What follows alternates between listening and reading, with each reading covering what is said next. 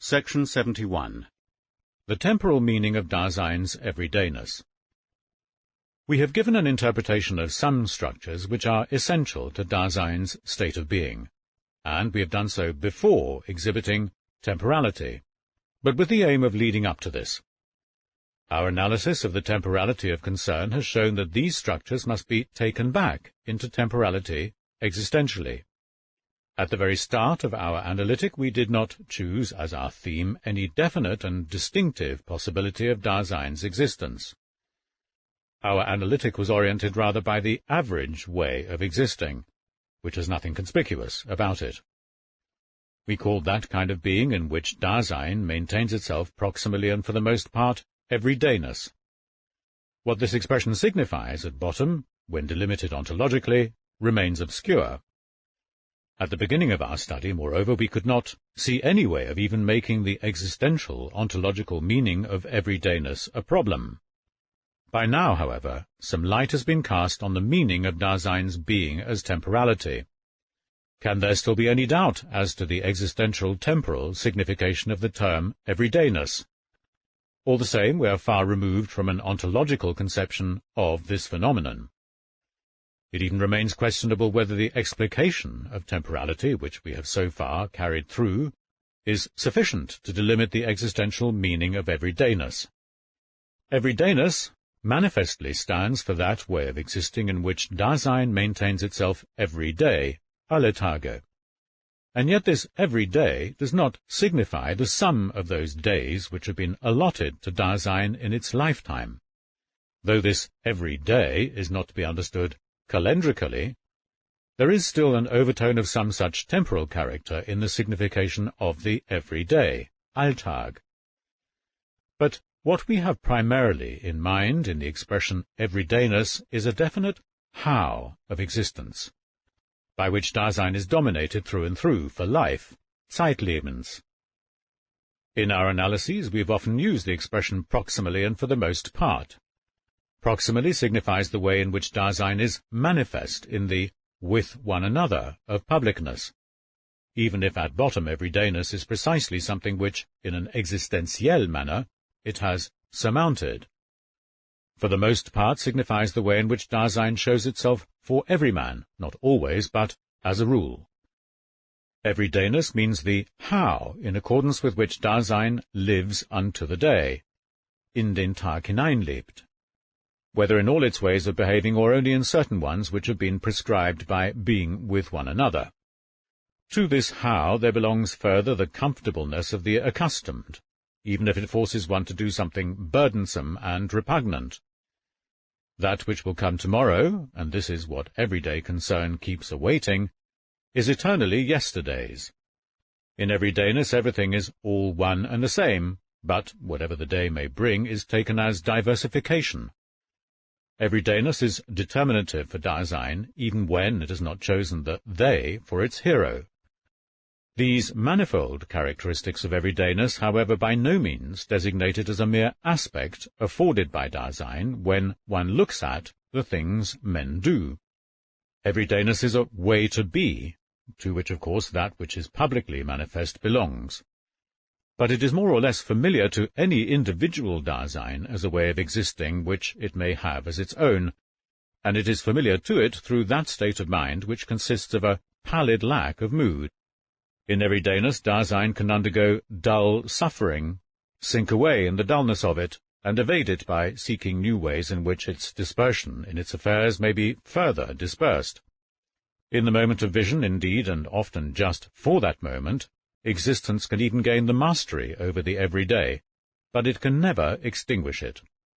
That which is ontically so familiar in the way Dasein has been factically interpreted, that we never pay any heed to it, hides enigma after enigma, existential ontologically.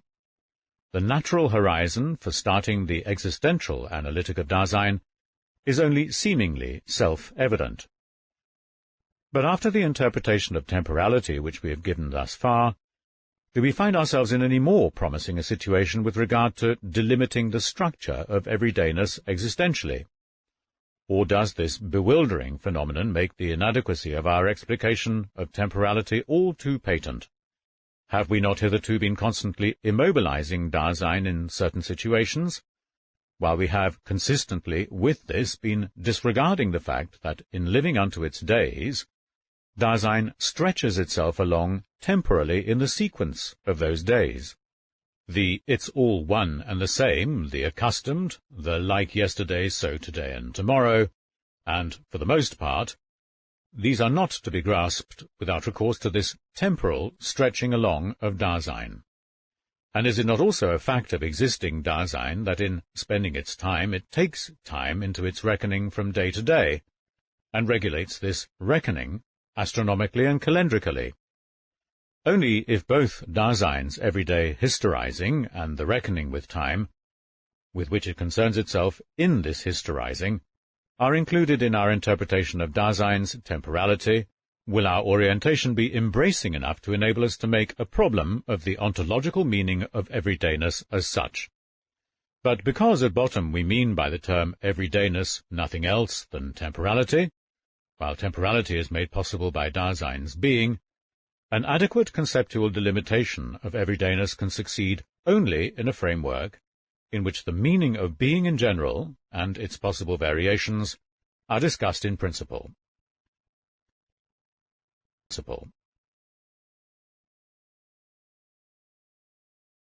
Chapter 5. Temporality and Historicality. Section 72. Existential ontological exposition of the problem of history. All our efforts in the existential analytic serve the one aim of finding a possibility of answering the question of the meaning of being in general. To work out this question, we need to delimit that very phenomenon in which something like being becomes accessible, the phenomenon of the understanding of being. But this phenomenon is one that belongs to Dasein's state of being. Only after this entity has been interpreted in a way which is sufficiently primordial can we have a conception of the understanding of being which is included in its very state of being. Only on this basis can we formulate the question of the being which is understood in this understanding, and the question of what such understanding presupposes, even though many structures of Dasein, when taken singly, are still obscure.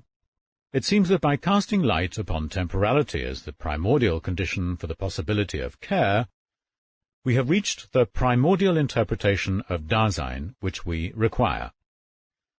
We have exhibited temporality with a view to Dasein's authentic potentiality for being a whole. We have then confirmed the temporal interpretation of care by demonstrating the temporality of concernful being in the world. Our analysis of the authentic potentiality for being a whole has revealed that in care is rooted an equiprimordial connectedness of death, guilt, and conscience. Can Dasein be understood in a way that is more primordial than in the projection of its authentic existence? Although up till now we have seen no possibility of a more radical approach to the existential analytic, yet if we have regard for the preceding discussion of the ontological meaning of everydayness, a difficult consideration comes to light. Have we indeed brought the whole of Dasein, as regards its authentically being a whole, into the forehaving of our existential analysis? It may be that a formulation of the question as related to Dasein's totality possesses a genuinely unequivocal character ontologically. It may be that as regards being towards the end, the question itself may even have found its answer. But death is only the end of Dasein, and, taken formally, it is just one of the ends by which Dasein's totality is closed round. The other end, however, is the beginning, the birth. Only that entity which is between birth and death presents the whole which we have been seeking. Accordingly, the orientation of our analytic has so far remained one-sided, in spite of all its tendencies towards a consideration of existent being a whole, and in spite of the genuineness with which authentic and inauthentic being towards death have been explicated. Dasein has been our theme only in the way in which it exists facing forward, as it were, leaving behind it all that has been. Not only has being towards the beginning remained unnoticed, But so too, and above all, has the way in which Dasein stretches along between birth and death. The connectedness of life in which Dasein somehow maintains itself constantly is precisely what we have overlooked in our analysis of being a whole. We have regarded temporality as the meaning of the being of Dasein's totality. Must we not now take this back, even if what we have described as the connectedness between birth and death is ontologically quite obscure? Or does temporality, as we have exhibited it, first of all give us the basis on which to provide an unequivocal direction for the existential ontological question of this connectedness? In the field of these investigations it is perhaps already a gain when we learn not to take problems too lightly. What seems simpler than to characterize the connectedness of life between birth and death? It consists of a sequence of experiences in time. But if one makes a more penetrating study of this way of characterizing the connectedness in question, and especially of the ontological assumptions behind it, the remarkable upshot is that, in this sequence of experiences, what is really actual is in each case just that experience which is present at hand in the current now. While those experiences which have passed away or are only coming along either are no longer or are not yet actual. Dasein traverses the span of time granted to it between the two boundaries, and it does so in such a way that, in each case, it is actual only in the now, and hops, as it were, through the sequence of nows of its own time. Thus it is said that Dasein is temporal. In spite of the constant changing of these experiences, the self maintains itself throughout with a certain self-sameness. Opinions diverge as to how that which thus persists is to be defined, and how one is to determine what relation it may possibly have to the changing experiences. The being of this perseveringly changing connectedness of experiences remains indefinite. But at bottom, whether one likes it or not, in this way of characterizing the connectedness of life, one has posited something present at hand in time, though something that is obviously unthing-like. If we have regard for what we have worked out under the title of temporality as the meaning of the being of care, we find that while the ordinary interpretation of Dasein, within its own limits, has its justification and is sufficient, we cannot carry through a genuine ontological analysis of the way Dasein stretches along between birth and death if we take this interpretation as our clue, nor can we even fix upon such an analysis as a problem. Dasein does not exist as the sum of the momentary actualities of experiences which come along successively and disappear. Nor is there a sort of framework which this succession gradually fills up. For how is such a framework to be present at hand, where, in each case, only the experience one is having right now is actual, and the boundaries of the framework, the birth which is past and the death which is only oncoming, lack actuality? At bottom, even in the ordinary way of taking the connectedness of life, one does not think of this as a framework drawn tense outside of Dasein and spanning it around, but one rightly seeks this connectedness in Dasein itself. When, however, one tacitly regards this entity ontologically as something present at hand in time, any attempt at an ontological characterization of the being between birth and death will break down. Dasein does not fill up a track or stretch of life, one which is somehow present at hand, with the phases of its momentary actualities. It stretches itself along in such a way that its own being is constituted in advance, as a stretching along. The between, which relates to birth and death, already lies in the being of Dasein. On the other hand, it is by no means the case that Dasein is actual in a point of time, and that apart from this it is surrounded by the non-actuality of its birth and death. Understood existentially, birth is not and never is something past in the sense of something no longer present at hand, and death is just as far from having the kind of being of something still outstanding, not yet present at hand, but coming along. Factical Dasein exists as born, and as born it is already dying, in the sense of being towards death. As long as Dasein factically exists, both the ends and their between are, and they are in the only way which is possible on the basis of Dasein's being as care. Thrownness and that being towards death in which one either flees it or anticipates it form a unity, and in this unity birth and death are connected, in a manner characteristic of Dasein. As care, Dasein is the between. In temporality, however, the constitutive totality of care has a possible basis for its unity. Accordingly, it is within the horizon of Dasein's temporal constitution that we must approach the ontological clarification of the connectedness of life, that is to say, the stretching along, the movement and the persistence which are specific for Dasein. The movement, Bewegtheit, of existence is not the motion, Bewegung, of something present at hand. It is definable in terms of the way Dasein stretches along. The specific movement in which Dasein is stretched along and stretches itself along we call its historizing.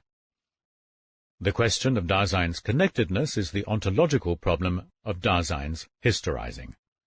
To lay bare the structure of historizing and the existential temporal conditions of its possibility signifies that one has achieved an ontological understanding of historicality. With the analysis of the specific movement and persistence which belong to Dasein's historizing, we come back in our investigation to the problem which we touched upon immediately before exposing temporality to view, the question of the constancy of the self, which we defined as the who of Dasein. Self-constancy is a way of being of Dasein, and is therefore grounded in a specific temporalizing of temporality. The analysis of historizing will lead us face to face with the problems of a thematical investigation of temporalizing as such. If the question of historicality leads us back to these sources, then the locus of the problem of history has already been decided. This locus is not to be sought in historiology as the science of history. Even if the problem of history is treated in accordance with a theory of science, not only aiming at the epistemological clarification of the historiological way of grasping things, Simmel, or at the logic with which the concepts of historiological presentation are formed, Rickert, but doing so with an orientation towards the side of the object, then, as long as the question is formulated this way, history becomes in principle accessibly only as the object of a science. Thus the basic phenomenon of history, which is prior to any possible thematizing by historiology and underlies it, has been irretrievably put aside. How history can become a possible object for historiology is something that may be gathered only from the kind of being which belongs to the historical, from historicality, and from the way it is rooted in temporality. If we are to cast light on historicality itself in terms of temporality, and primordially in terms of temporality that is authentic, then it is essential to this task that we can carry it out only by construing it phenomenologically. The existential ontological constitution of historicality has been covered up by the way Dasein's history is ordinarily interpreted. We must get hold of it in spite of all this. The existential way of construing historicality has its definite supports in the ordinary understanding of Dasein, and is guided by those existential structures at which we have hitherto arrived. We shall first describe the ordinary ways in which history is conceived, so that we may give our investigation an orientation as to those items which are commonly held to be essential for history. Here it must be made plain what is primordially considered as historical. The point of attack for expounding the ontological problem of historicality will thus be designated. Our interpretation of Dasein's authentic potentiality for being a whole, and our analysis of care as temporality, an analysis which has arisen from this interpretation, offer us the clue for construing historicality existentially. The existential projection of Dasein's historicality merely reveals what already lies enveloped in the temporalizing of temporality.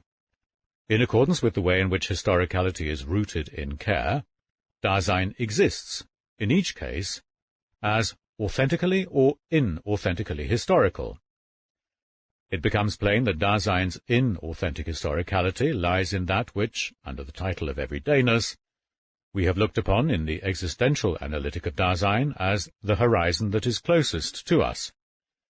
Disclosing and interpreting belong essentially to Dasein's historizing. Out of this kind of being of the entity which exists historically, there arises the existentielle possibility of disclosing history explicitly and getting it in our grasp. The fact that we can make history our theme, that is to say, disclose it historiologically, is the presupposition for the possibility of the way one builds up the historical world in the humane sciences. The existential interpretation of historiology as a science aims solely at demonstrating its ontological derivation from Dasein's historicality. Only from here can we stake out the boundaries within which any theory of science that is oriented to the factical workings of science may expose itself to the accidental factors in its way of formulating questions. In analyzing the historicality of Dasein, we shall try to show that this entity is not temporal because it stands in history, but that, on the contrary, it exists historically, and can so exist only because it is temporal in the very basis of its being. Nevertheless, Dasein must also be called temporal in the sense of being in time. Even without a developed historiology, factical Dasein needs and uses a calendar and a clock. Whatever may happen to Dasein, it experiences it as happening in time. In the same way, the processes of nature, whether living or lifeless, are encountered in time. They are within time. So while our analysis of how the time of within-timeness has its source in temporality will be deferred until the next chapter, it would be easy to put this before our discussion of the connection between historicality and temporality. The historical is ordinarily characterized with the help of the time of within-timeness. But if this ordinary characterization is to be stripped of its seeming self-evidence and exclusiveness, historicality must first be deduced purely in terms of Dasein's primordial temporality. This is demanded even by the way these are objectively connected. Since, however, time as within-timeness also stems from the temporality of Dasein, historicality and within-timeness turn out to be equiprimordial. Thus, within its limits, the ordinary interpretation of the temporal character of history is justified. After this first characterization of the course of the ontological exposition of historicality in terms of temporality, do we still need explicit assurance that the following investigation does not rest upon a belief that the problem of history is to be solved by a coup de main? The poverty of the categorial means at our disposal, and the unsureness of the primary ontological horizons, become the more obtrusive the more the problem of history is traced to its primordial roots. In the following study we shall content ourselves with indicating the ontological locus of the problem of historicality. The researchers of Dilthey were, for their part, pioneering work, but today's generation has not as yet made them its own. In the following analysis, the issue is solely one of furthering their adoption.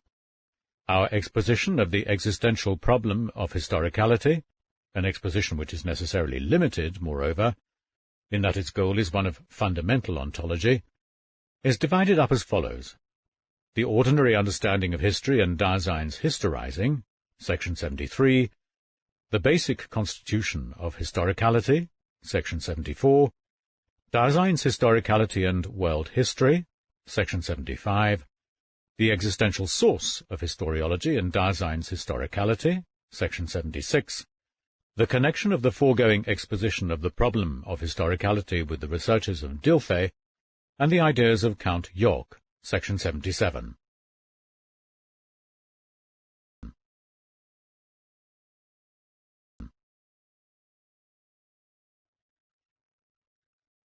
Section 73.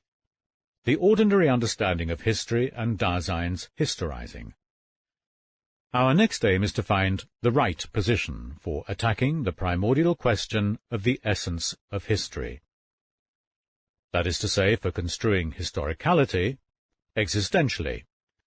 This position is designated by that which is primordially historical. We shall begin our study, therefore, by characterizing what one has in view in using the expressions history and historical in the ordinary interpretation of Dasein. These expressions get used in several ways. The most obvious ambiguity of the term history is one that has often been noticed, and there is nothing fuzzy about it. It evinces itself in that this term may mean the historical actuality as well as the possible science of it. We shall provisionally eliminate the signification of history in the sense of a science of history, historiology. The expression history has various significations with which one has in view neither the science of history nor even history as an object, but this very entity itself, not necessarily objectified. Among such significations, that in which this entity is understood as something past may well be the preeminent usage. This signification is evinced in the kind of talk in which we say that something or other already belongs to history. Here, past means no longer present at hand, or even still present at hand, indeed, but without having any effect on the present. Of course, the historical as that which is past has also the opposite signification, when we say one cannot get away from history. Here, by history, we have in view that which is past, but which nevertheless is still having effects. Howsoever, the historical, as that which is past, is understood to be related to the present, in the sense of what is actual now and today, and to be related to it, either positively or privatively, in such a way as to have effects upon it. Thus, the past has a remarkable double meaning. The past belongs irretrievably to an earlier time. It belonged to the events of that time, and in spite of that it can still be present at hand now. For instance, the remains of a Greek temple. With the temple, a bit of the past is still in the present. What we next have in mind with the term history is not so much the past, in the sense of that which is past, but rather derivation, Herkunft, from such a past. Anything that has a history stands in the context of a becoming. In such becoming, development is sometimes a rise, sometimes a fall. What has a history in this way can, at the same time, make such history. As epoch-making, it determines a future in the present. Here, history signifies a context of events and effects, which draws on through the past, the present, and the future. On this view, the past has no special priority. Further, history signifies the totality of those entities which change in time, and indeed the transformations and vicissitudes of men, of human groupings and their cultures, as distinguished from nature, which likewise operates in time. Here, what one has in view is not so much a kind of being, historizing, as it is that realm of entities which one distinguishes from nature by having regard for the way in which man's existence is essentially determined by spirit and culture, even though in a certain manner nature too belongs to history as thus understood. Finally, whatever has been handed down to us is as such held to be historical, whether it is something which we know historiologically, or something that has been taken over as self-evident with its derivation hidden. If we take these four significations together, the upshot is that history is that specific historizing of existent Dasein which comes to pass in time, so that the historizing which is past in our being with one another, and which at the same time has been handed down to us, and is continuingly effective, is regarded as history in the sense that gets emphasized. The four significations are connected in that they relate to man as the subject of events. How is the historizing character of such events to be defined? Is historizing a sequence of processes, an ever-changing emergence and disappearance of events? In what way does this historizing of history belong to Dasein? Is Dasein already factically present at hand to begin with, so that on occasion it can get into a history, Does Dasein first become historical by getting intertwined with events and circumstances? Or is the being of Dasein constituted first of all by historizing, so that anything like circumstances, events, and vicissitudes is ontologically possible only because Dasein is historical in its being? Why is it that the function of the past gets particularly stressed when the Dasein which historizes in time is characterized temporally? If history belongs to Dasein's being, and this being is based on temporality, then it would be easy to begin the existential analysis of historicality, with those characteristics of the historical which obviously have a temporal meaning. Therefore, by characterizing more precisely the remarkable privileged position of the past in the concept of history, we shall prepare the way for expounding the basic constitution of historicality. The antiquities, preserved in museums, household gear, for example, belong to a time which is past, yet they are still present at hand, in the present. How far is such equipment historical, when it is not yet past?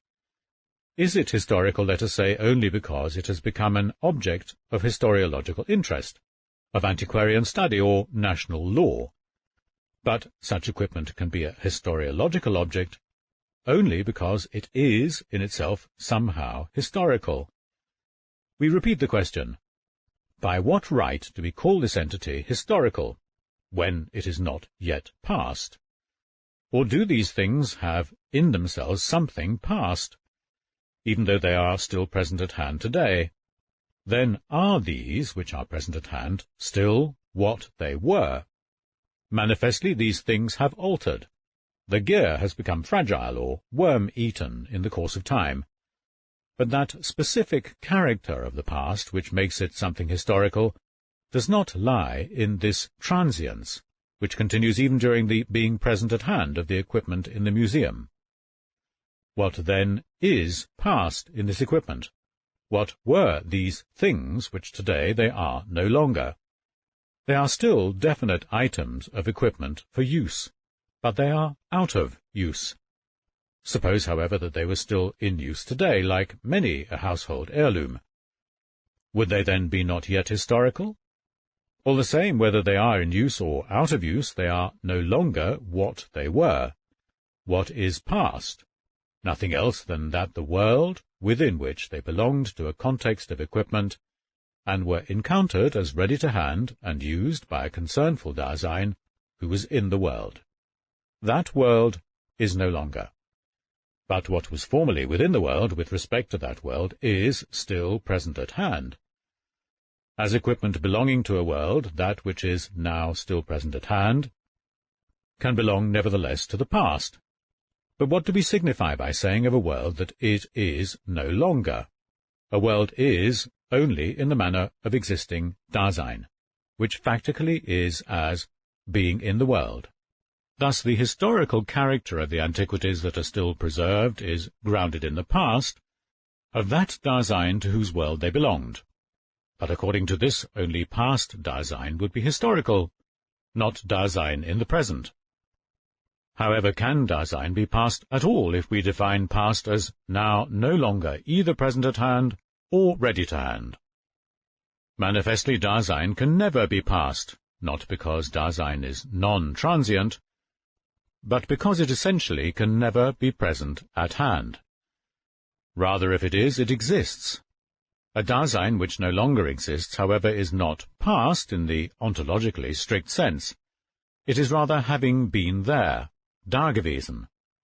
The antiquities which are still present at hand have a character of the past and of history, by reason of the fact that they have belonged as equipment to a world that has been, the world of a Dasein that has been there, and that they have been derived from that world. This Dasein is what is primarily historical.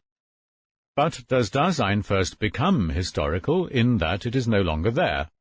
Or is it not historical precisely insofar as it factically exists? Is Dasein just something that has been in the sense of having been there? Or has it been as something futural, which is making present, that is to say, in the temporalizing of its temporality? From this provisional analysis of equipment which belongs to history and which is still present at hand, though somehow past, it becomes plain that such entities are historical only by reason of their belonging to the world. But the world has an historical kind of being because it makes up an ontological attribute of Dasein.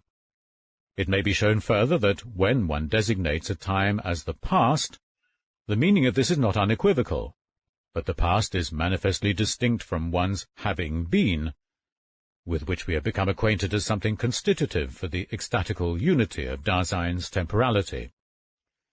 This, however, only makes the enigma ultimately more acute. Why is it that the historical is determined predominantly by the past, or, to speak more appropriately, by the character of having been, when that character is one that temporalizes itself equiprimordially with the present and the future? We contend that what is primarily historical is Dasein. That which is secondarily historical, however, is what we encounter within the world. Not only equipment ready to hand in the widest sense, but also the environing nature as the very soil of history. Entities other than Dasein, which are historical by reason of belonging to the world, are what we call world historical. It can be shown that the ordinary conception of world history arises precisely from our orientation to what is thus secondarily historical. World historical entities do not first get their historical character, let us say, by reason of an historiological objectification. They get it rather as those entities which they are in themselves when they are encountered within the world. In analyzing the historical character of equipment which is still present at hand, we have not only been led back to Dasein as that which is primarily historical, but at the same time we have been made to doubt whether the temporal characterization of the historical in general may be oriented primarily to the being in time of anything present at hand. Entities do not become more historical by being moved off into a past which is always farther and farther away, so that the oldest of them would be the most authentically historical. On the other hand, if the temporal distance from now and today is of no primary constitutive significance for the historicality of entities that are authentically historical, this is not because these entities are not in time, and are timeless, but because they exist temporally in so primordial a manner that nothing present at hand in time, whether passing away or still coming along, could ever, by its ontological essence, be temporal in such a way. It will be said that these deliberations have been rather petty. No one denies that at bottom human Dasein is the primary subject of history, and the ordinary conception of history which we have cited says so plainly enough. But with the thesis that Dasein is historical, one has in view not just the ontical fact that in man we are presented with a more or less important atom in the workings of world history, and that he remains the plaything of circumstances and events. This thesis raises the problem, to what extent, and on the basis of what ontological conditions, does historicality belong, as an essential constitutive state, to the subjectivity of the historical subject?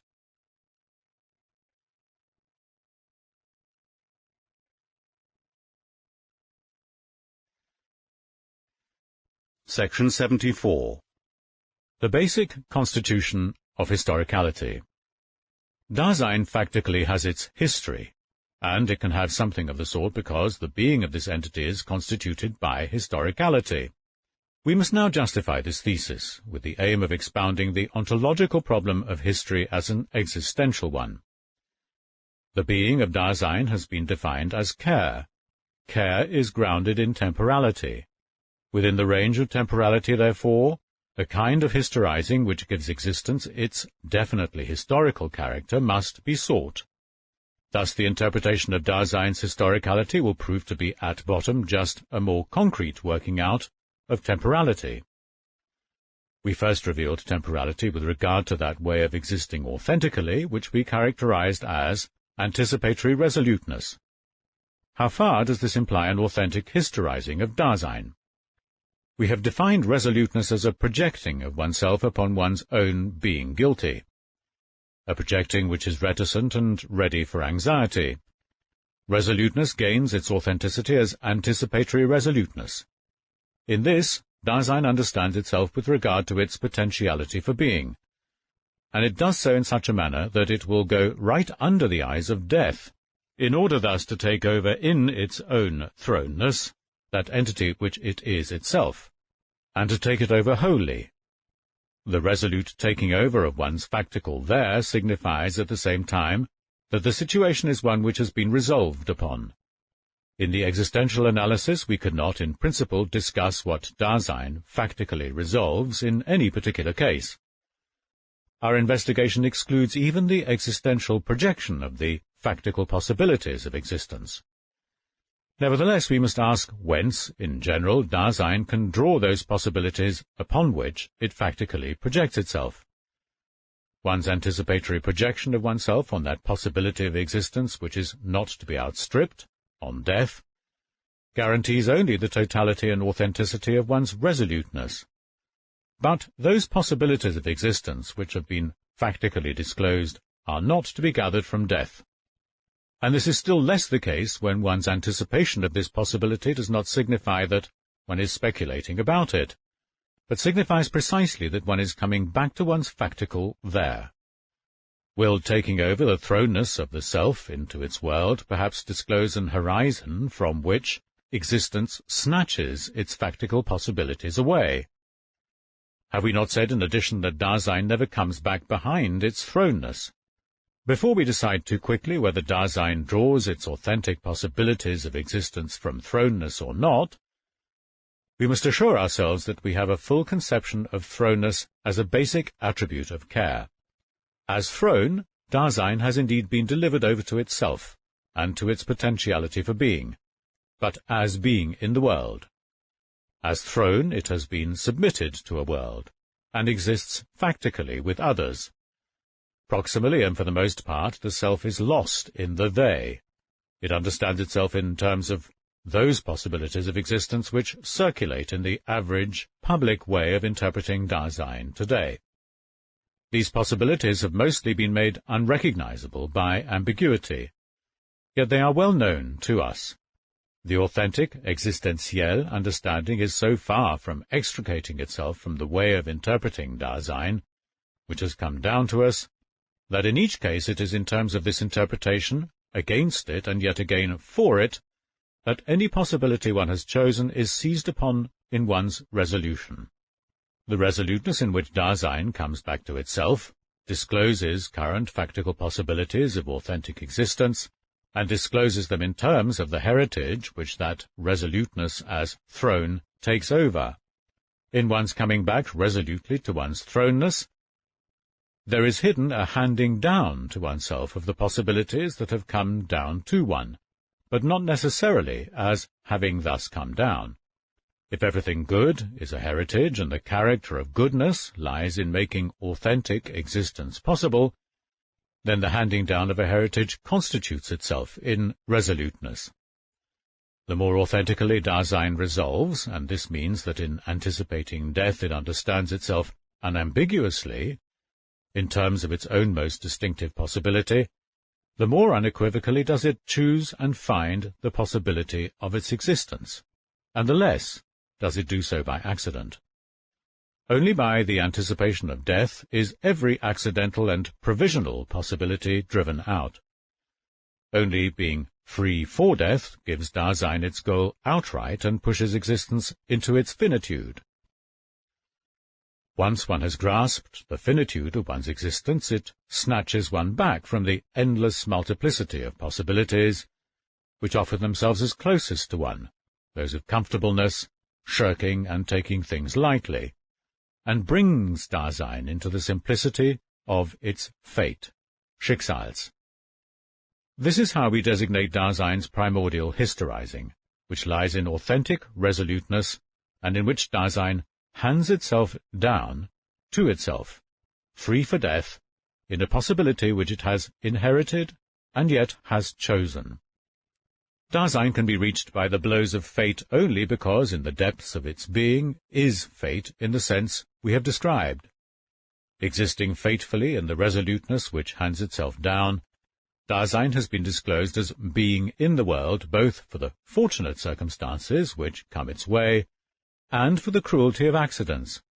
Fate does not first arise from the clashing together of events and circumstances.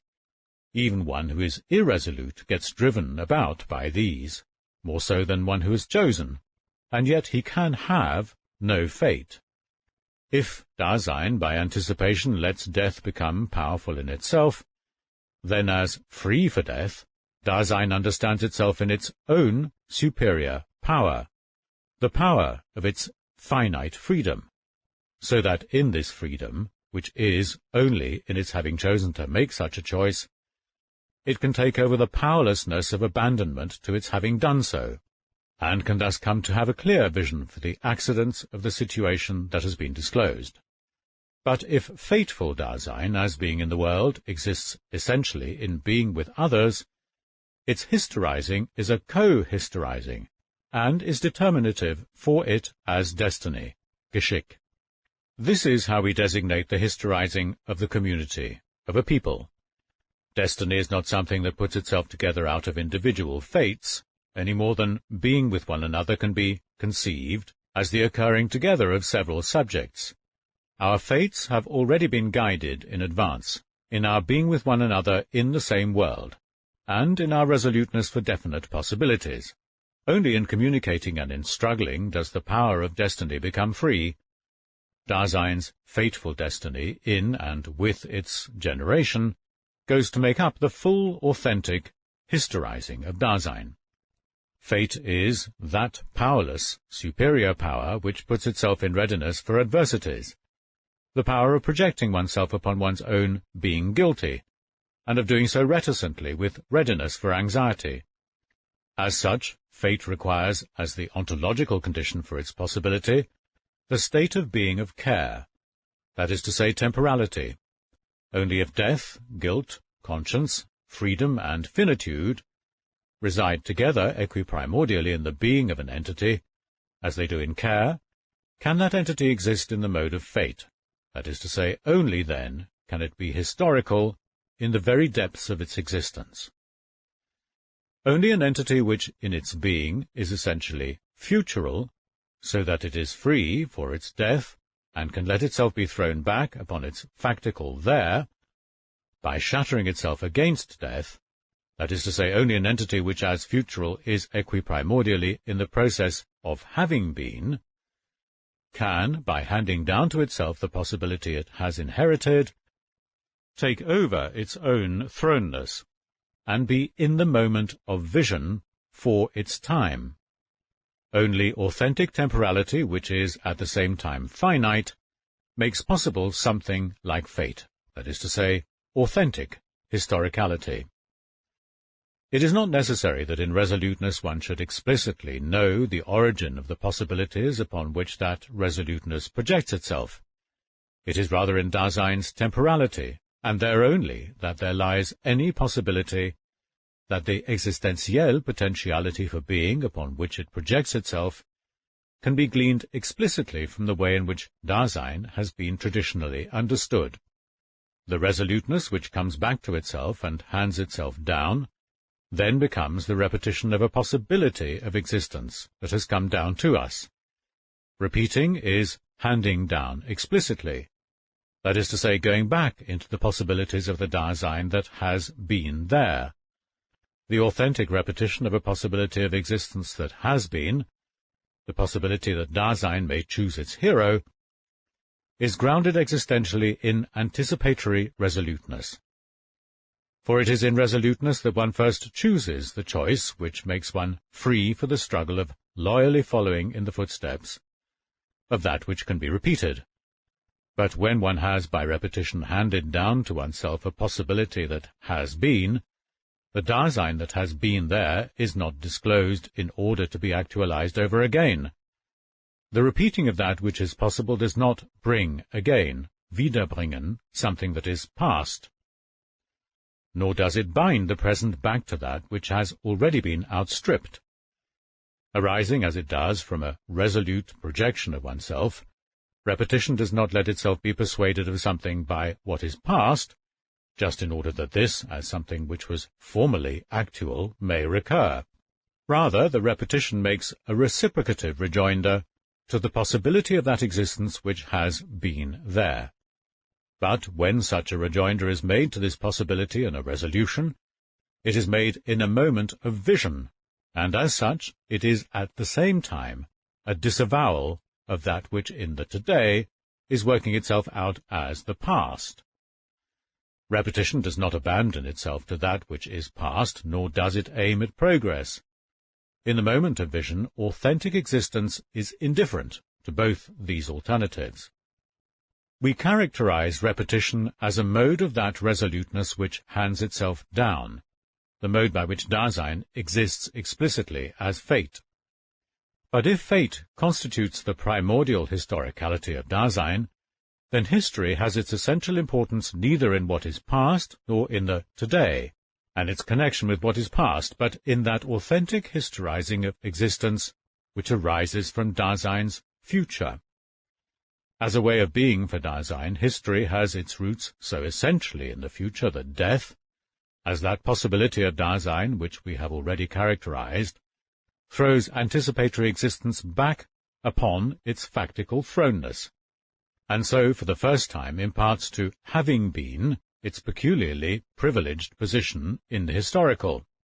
Authentic being towards death, that is to say, the finitude of temporality, is the hidden basis of Dasein's historicality.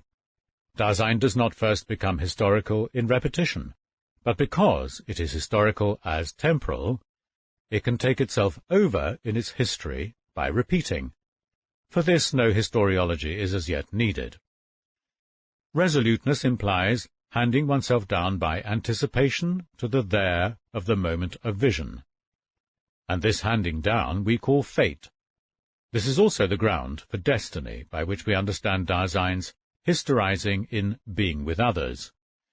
In repetition, fateful destiny can be disclosed explicitly as bound up with the heritage which has come down to us.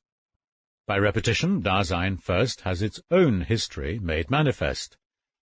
Historizing is itself grounded existentially in the fact that Dasein, as temporal, is open ecstatically. So too is the discloseness which belongs to historizing, or rather so too is the way in which we make this discloseness our own. That which we have hitherto been characterizing as historicality, to conform with the kind of historizing which lies in anticipatory resoluteness, we now designate as Dasein's authentic historicality. From the phenomena of handing down and repeating, which are rooted in the future, it has become plain why the historizing of authentic history lies preponderantly in having been. But it remains all the more enigmatic in what way this historizing as fate is to constitute the whole connectedness of Dasein from its birth to its death. How can recourse to resoluteness bring us any enlightenment? Is not each resolution just one more single experience in the sequence of the whole connectedness of our experiences? Is the connectedness of authentic historizing to consist, let us say, of an uninterrupted sequence of resolutions? Why is it that the question of how the connectedness of life is constituted finds no adequate and satisfying answer? Is not our investigation over hasty?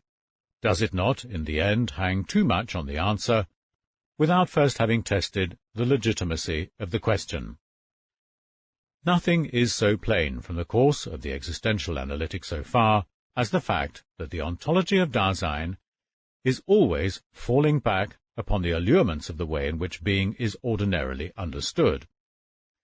The only way of encountering this fact methodologically is by studying the source of the question of how Dasein's connectedness is constituted, no matter how obvious this question may be, and by determining within what ontological horizon it moves. If historicality belongs to the being of Dasein, then even inauthentic existing must be historical. What if it is Dasein's inauthentic historicality that has directed our questioning to the connectedness of life, and has blocked off our access to authentic historicality and its own peculiar connectedness? However this may be treated, we cannot do without a study of Dasein's inauthentic historicality, if our exposition of the ontological problem of history is to be adequate and complete.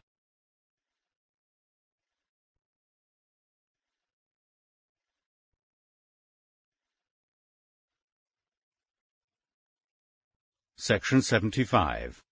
Dasein's historicality and world history. Proximally, and for the most part, Dasein understands itself in terms of that which it encounters in the environment, and that with which it is circumspectively concerned. This understanding is not just a bare taking cognizance of itself, such as accompanies all Dasein's ways of behaving. Understanding signifies one's projecting oneself upon one's current possibility of being in the world.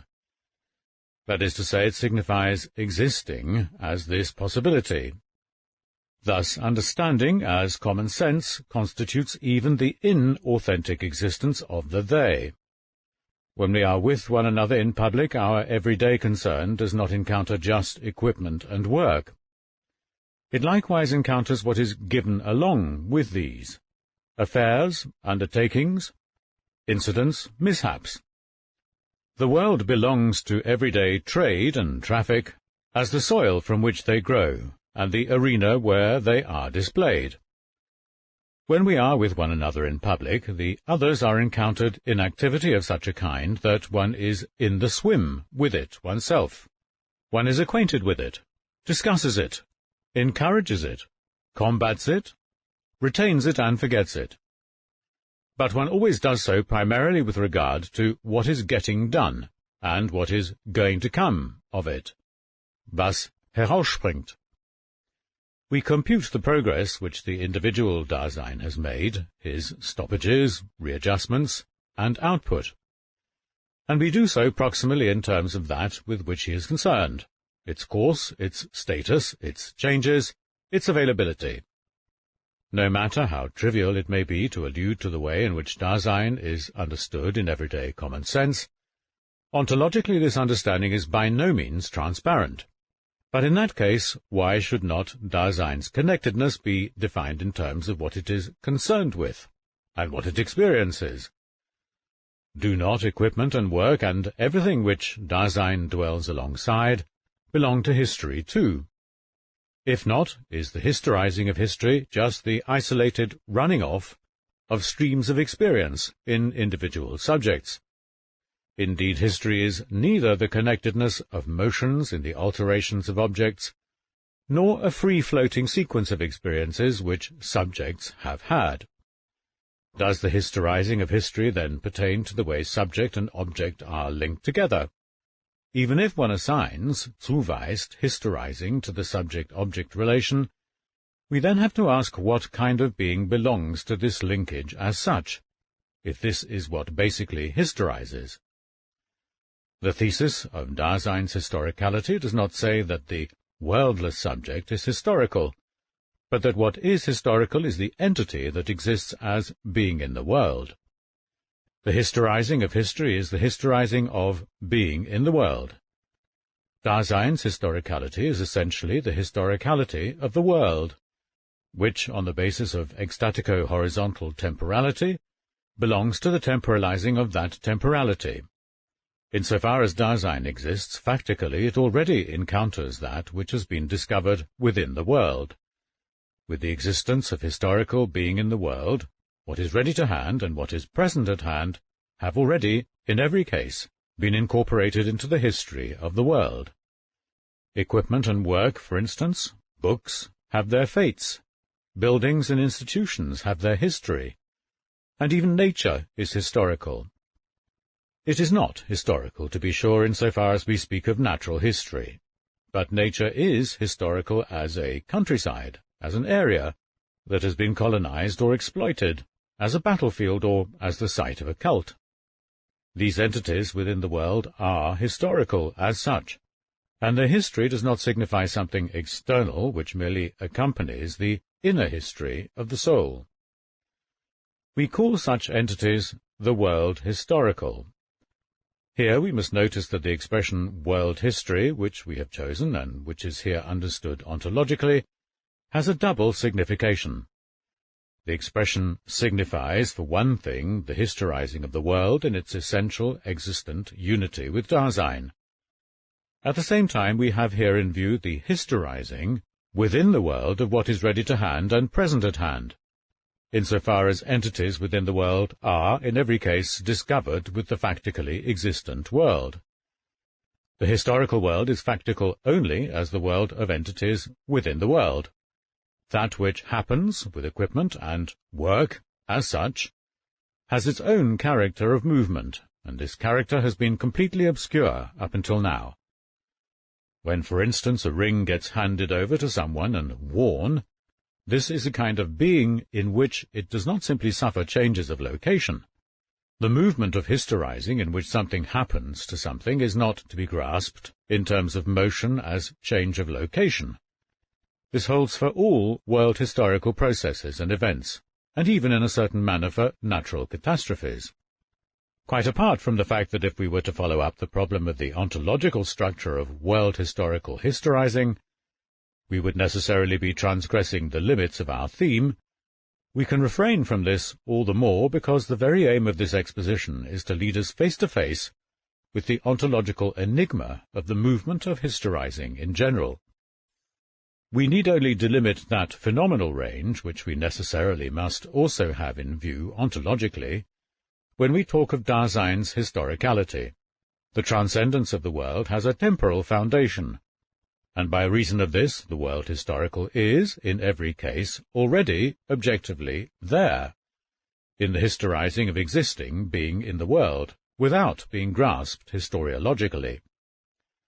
And because factical Dasein in falling is absorbed in that with which it concerns itself, it understands its history world historically in the first instance.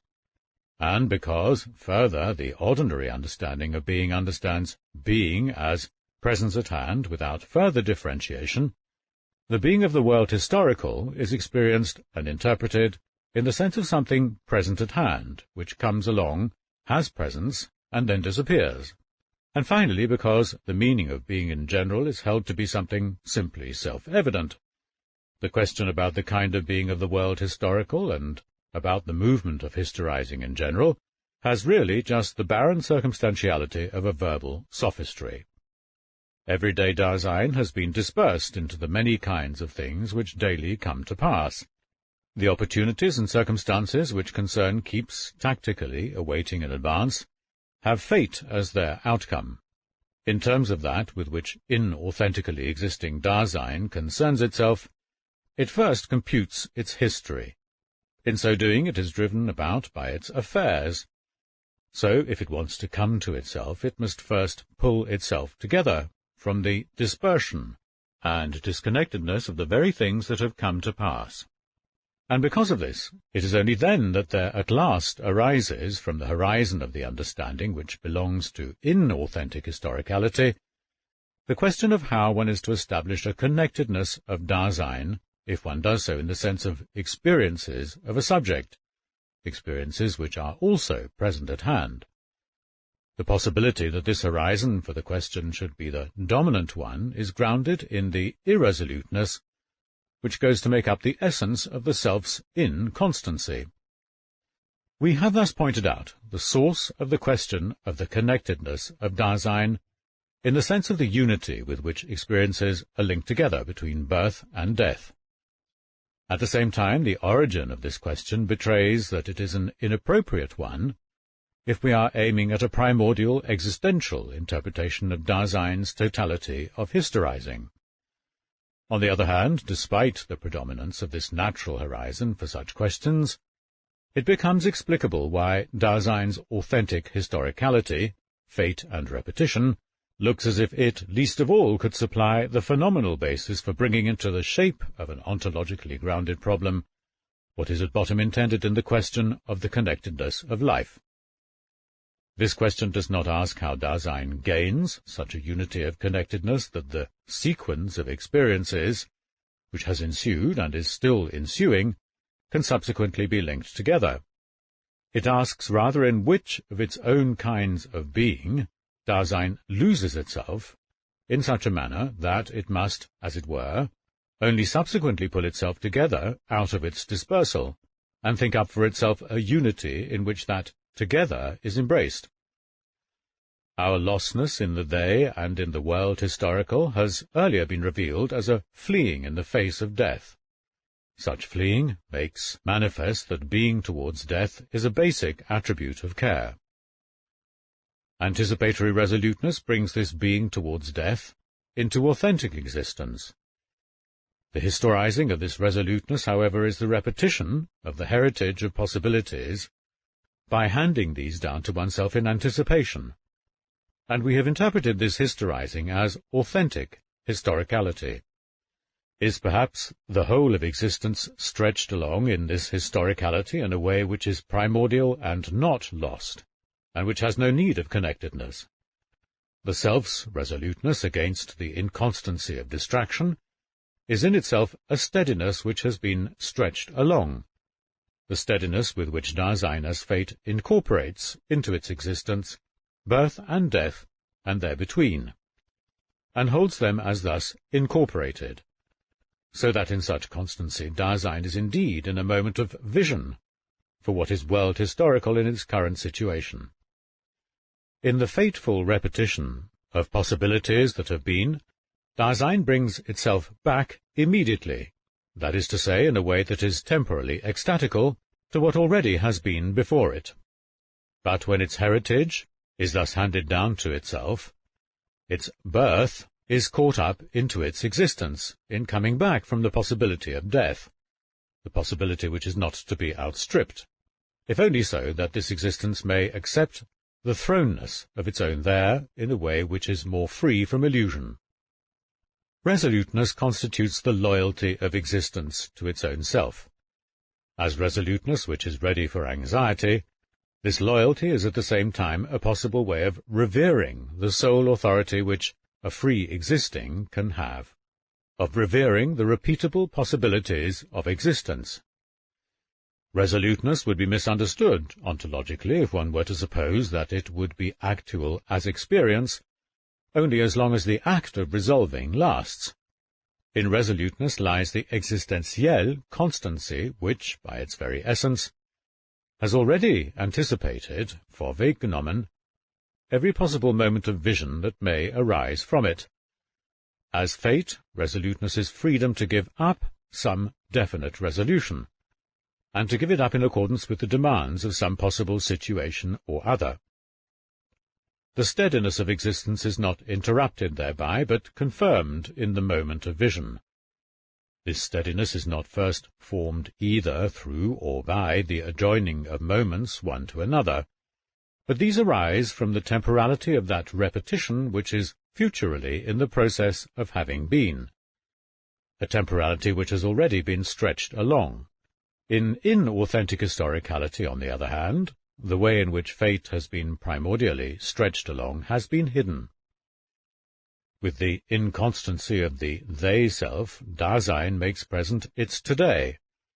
In awaiting the next new thing, it has already forgotten the old one. The they evades choice.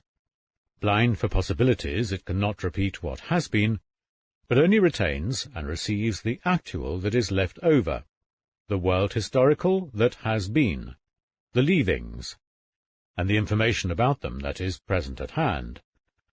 Lost in the making present of the today, it understands the past in terms of the present. On the other hand, the temporality of authentic historicality, as the moment of vision, of anticipatory repetition, deprives the today of its character as present, and weans one from the conventionalities of the they.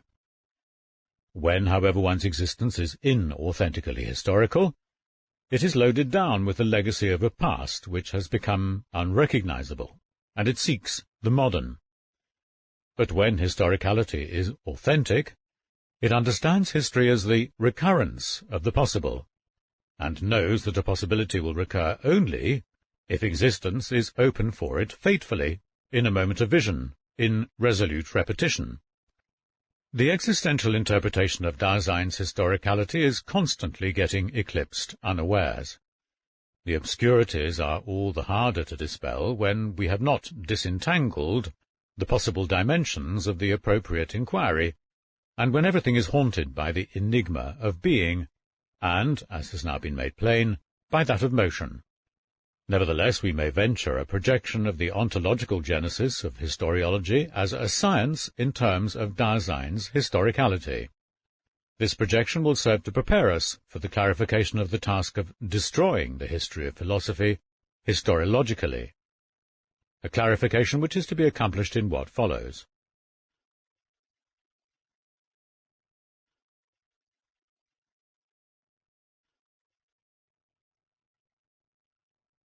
Section 76. The existential source of historiology in Dasein's historicality. We need not discuss the fact that historiology, like any science, is, as a kind of being of Dasein, factically dependent at any time on the prevailing world view. Beyond this, we must inquire into the ontological possibility of how the sciences have their source in Dasein's state of being. This source is still not very transparent. In the context which lies before us, our analysis will acquaint us in outline with the existential source of historiology only to the extent of bringing still more plainly to light the historicality of Dasein, and the fact that this historicality is rooted in temporality. If Dasein's being is in principle historical, then every factical science is always manifestly in the grip of this historizing. But historiology still has Dasein's historicality as its presupposition, in its own quite special way. This can be made plain in the first instance by the suggestion that historiology, as the science of Dasein's history, must presuppose, as its possible object, the entity which is primordially historical. But history must not only be, in order that a historiological object may become accessible, and historiological cognition is not only historical as a historizing way in which Dasein comports itself. Whether the historiological disclosure of history is factically accomplished or not, its ontological structure is such that in itself this disclosure has its roots in the historicality of Dasein. This is the connection we have in view when we talk of Dasein's historicality as the existential source of historiology. To cast light upon this connection signifies methodologically that the idea of historiology must be projected ontologically in terms of Dasein's historicality. The issue here is not one of abstracting the concept of historiology from the way something is factically done in the sciences today, nor is it one of assimilating it to anything of this sort. For what guarantee do we have in principle that such a factical procedure will indeed be properly representative of historiology and its primordial and authentic possibilities? And even if this should turn out to be the case, we shall hold back from any decision about this, then the concept could be discovered in the fact only by using the clue provided by the idea of historiology as one which we have already understood. On the other hand, the existential idea of historiology is not given a higher justification by having the historian affirm that his factical behaviour is in agreement with it, nor does the idea become false if he disputes any such agreement. The idea of historiology as a science implies that the disclosure of historical entities is what it has seized upon as its own task. Every science is constituted primarily by thematizing. That which is familiar pre-scientifically in Dasein as disclosed being in the world gets projected upon the being which is specific to it. With this projection, the realm of entities is bounded off. The ways of access to them get managed methodologically, and the conceptual structure for interpreting them is outlined. If we may postpone the question of whether a history of the present is possible and assign zuweisen to historiology the task of disclosing the past, then the historiological thematizing of history is possible only if, in general, the past has in each case already been disclosed. Quite apart from the question of whether sufficient sources are available for the historiological envisagement of the past, The way to it must in general be open if we are to go back to it historiologically. It is by no means patent that anything of the sort is the case, or how this is possible. But insofar as Dasein's being is historical, that is to say, insofar as, by reason of its ecstatico-horizontal temporality, it is open in its character of having been, the way is in general prepared for such thematizing of the past as can be accomplished in existence.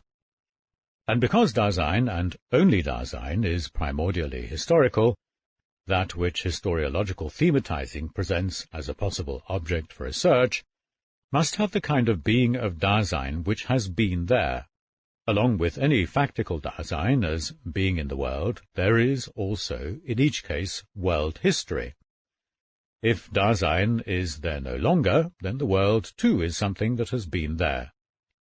This is not in conflict with the fact that, all the same, what was formerly ready to hand within the world does not yet pass away, but becomes something that one can, in a present, come across historiologically as something which has not passed away, and which belongs to the world that has been there. Remains, monuments, and records that are still present at hand are possible material for the concrete disclosure of the Dasein which has been there. Such things can turn into historiological material only because, in accordance with their own kind of being, they have a world historical character. And they become such material only when they have been understood in advance with regard to their within-the-worldness. The world that has already been projected is given a definite character by way of an interpretation of the world historical material we have received. Our going back to the past does not first get its start from the acquisition, sifting and securing of such material. These activities presuppose historical being towards the Dasein that has been there. That is to say, they presuppose the historicality of the historian's existence. This is the existential foundation for historiology as a science, even for its most trivial and mechanical procedures. If historiology is rooted in historicality in this manner, then it is from here that we must determine what the object of historiology really is. The delimitation of the primordial theme of historiology will have to be carried through in conformity with the character of authentic historicality, and its disclosure of what has been there, that is to say, in conformity with repetition as this disclosure. In repetition, the Dasein which has been there is understood in its authentic possibility which has been. The birth of historiology from authentic historicality therefore signifies that in taking as our primary theme the historiological object, we are projecting the Dasein which has been there upon its ownmost possibility of existence. Is historiology thus to have the possible for its theme? Does not its whole meaning point solely to the facts, to how something has factually been? But what does it signify to say that Dasein is factual? If Dasein is really actual only in existence, then its factuality is constituted precisely by its resolute projection of itself upon a chosen potentiality for being. But if so, that which authentically has been there factually is the existentielle possibility in which fate, destiny, and world history have been factically determined. Because in each case existence is only as factically thrown, historiology will disclose the quiet force of the possible with greater penetration. The more simply and the more concretely having been in the world is understood in terms of its possibility, and only presented as such. If historiology, which itself arises from authentic historicality, reveals by repetition the Dasein which has been there and reveals it in its possibility, then historiology has already made manifest the universal in the once-for-all. The question of whether the object of historiology is just to put once-for-all individual events into a series, or whether it also has laws as its objects, is one that is radically mistaken. The theme of historiology is neither that which has happened just once for all, nor something universal that floats above it, but the possibility which has been factically existent. This possibility does not get repeated as such, that is to say, understood in an authentically historiological way, if it becomes perverted into the colourlessness of a supra-temporal model. Only by historicality which is factical and authentic can the history of what has been there, as a resolute fate, be disclosed in such a manner that in repetition the force of the possible gets struck home into one's factical existence. In other words, that it comes towards that existence in its futural character. The historicality of unhistoriological Dasein does not take its departure from the present and from what is actual only today, in order to grope its way back from there to something that is past, and neither does historiology. Even historiological disclosure temporalizes itself in terms of the future. The selection of what is to become a possible object for historiology has already been met with in the factical existentielle choice of Dasein's historicality, in which historiology first of all arises, and in which alone it is. The historiological disclosure of the past is based on fateful repetition, and is so far from subjective that it alone guarantees the objectivity of historiology. For the objectivity of a science is regulated primarily in terms of whether that science can confront us with the entity which belongs to it as its theme, and can bring it, uncovered in the primordiality of its being, to our understanding. In no science are the universal validity of standards and the claims to universality which the they and its common sense demand less possible as criteria of truth than in authentic historiology. Only because in each case the central theme of historiology is the possibility of existence which has been there, and because the latter exists factically in a way which is world-historical, can it demand of itself that it takes its orientation inexorably from the facts. Accordingly, this research, as factical, has many branches and takes for its object the history of equipment, of work, of culture, of the spirit, and of ideas. As handing itself down, history is, in itself, at the same time, and in each case, always in an interpretedness which belongs to it, and which has a history of its own. So for the most part it is only through traditional history that historiology penetrates to what has been there itself. This is why concrete historiological research can, in each case, maintain itself in varying closeness to its authentic theme. If the historian throws himself straightway into the world view of an era, he has not thus proved as yet that he understands his object in an authentically historical way, and not just aesthetically.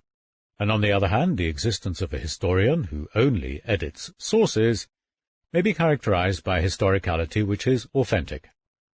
Thus the very prevalence of a differentiated interest, even in the most remote and primitive cultures, is in itself no proof of the authentic historicality of a time. In the end, the emergence of a problem of historicism is the clearest symptom that historiology endeavors to alienate Dasein from its authentic historicality. Such historicality does not necessarily require historiology. It is not the case that unihistoriological eras as such are unhistorical also. The possibility that historiology in general can either be used for one's own life or abused in it is grounded on the fact that one's life is historical in the roots of its being, and that therefore, as factically existing, one has in each case made one's decision for authentic or inauthentic historicality.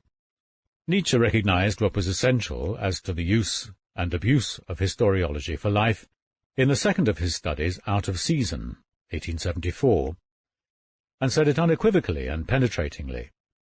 He distinguished three kinds of historiology: the monumental, the antiquarian, and the critical, without explicitly pointing out the necessity of this triad or the ground of its unity. The threefold character of historiology is adumbrated in the historicality of Dasein. At the same time, this historicality enables us to understand to what extent these three possibilities must be united factically and concretely in any historiology which is authentic. Nietzsche's division is not accidental. The beginning of his study allows us to suppose that he understood more than he has made known to us As historical, Dasein is possible only by reason of its temporality, and temporality temporalizes itself in the ecstatico-horizontal unity of its raptures. Dasein exists authentically as futural in resolutely disclosing a possibility which it has chosen. Coming back resolutely to itself, it is, by repetition, open for the monumental possibilities of human existence.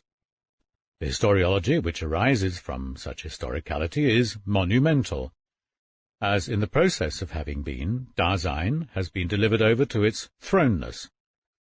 When the possible is made one's own by repetition, there is adumbrated at the same time the possibility of reverently preserving the existence that has been there, in which the possibility seized upon has become manifest. Thus, authentic historiology, as monumental, is antiquarian too. Dasein temporalizes itself in the way the future and having been are united in the present. The present discloses the today authentically, and of course as the moment of vision.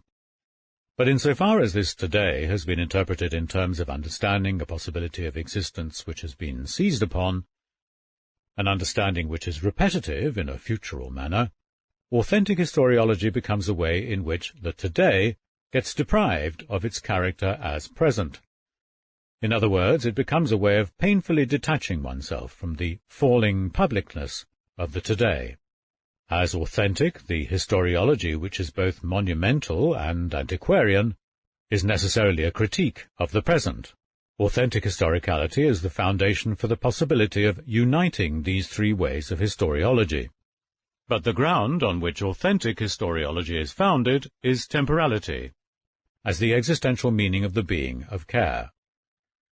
The existential historical source of historiology may be presented concretely by analyzing the thematization which is constitutive for this science. In historiological thematizing, the main point is the cultivation of the hermeneutical situation which, once the historically existent Dasein has made its resolution, opens itself to the repetitive disclosure of what has been there. The possibility and the structure of historiological truth are to be expounded in terms of the authentic disclosedness, truth, of historical existence. But since the basic concepts of the historiological sciences, whether they pertain to the objects of these sciences or to the way in which these are treated, are concepts of existence, the theory of the humane science presupposes an existential interpretation which has as its theme the historicality of Dasein.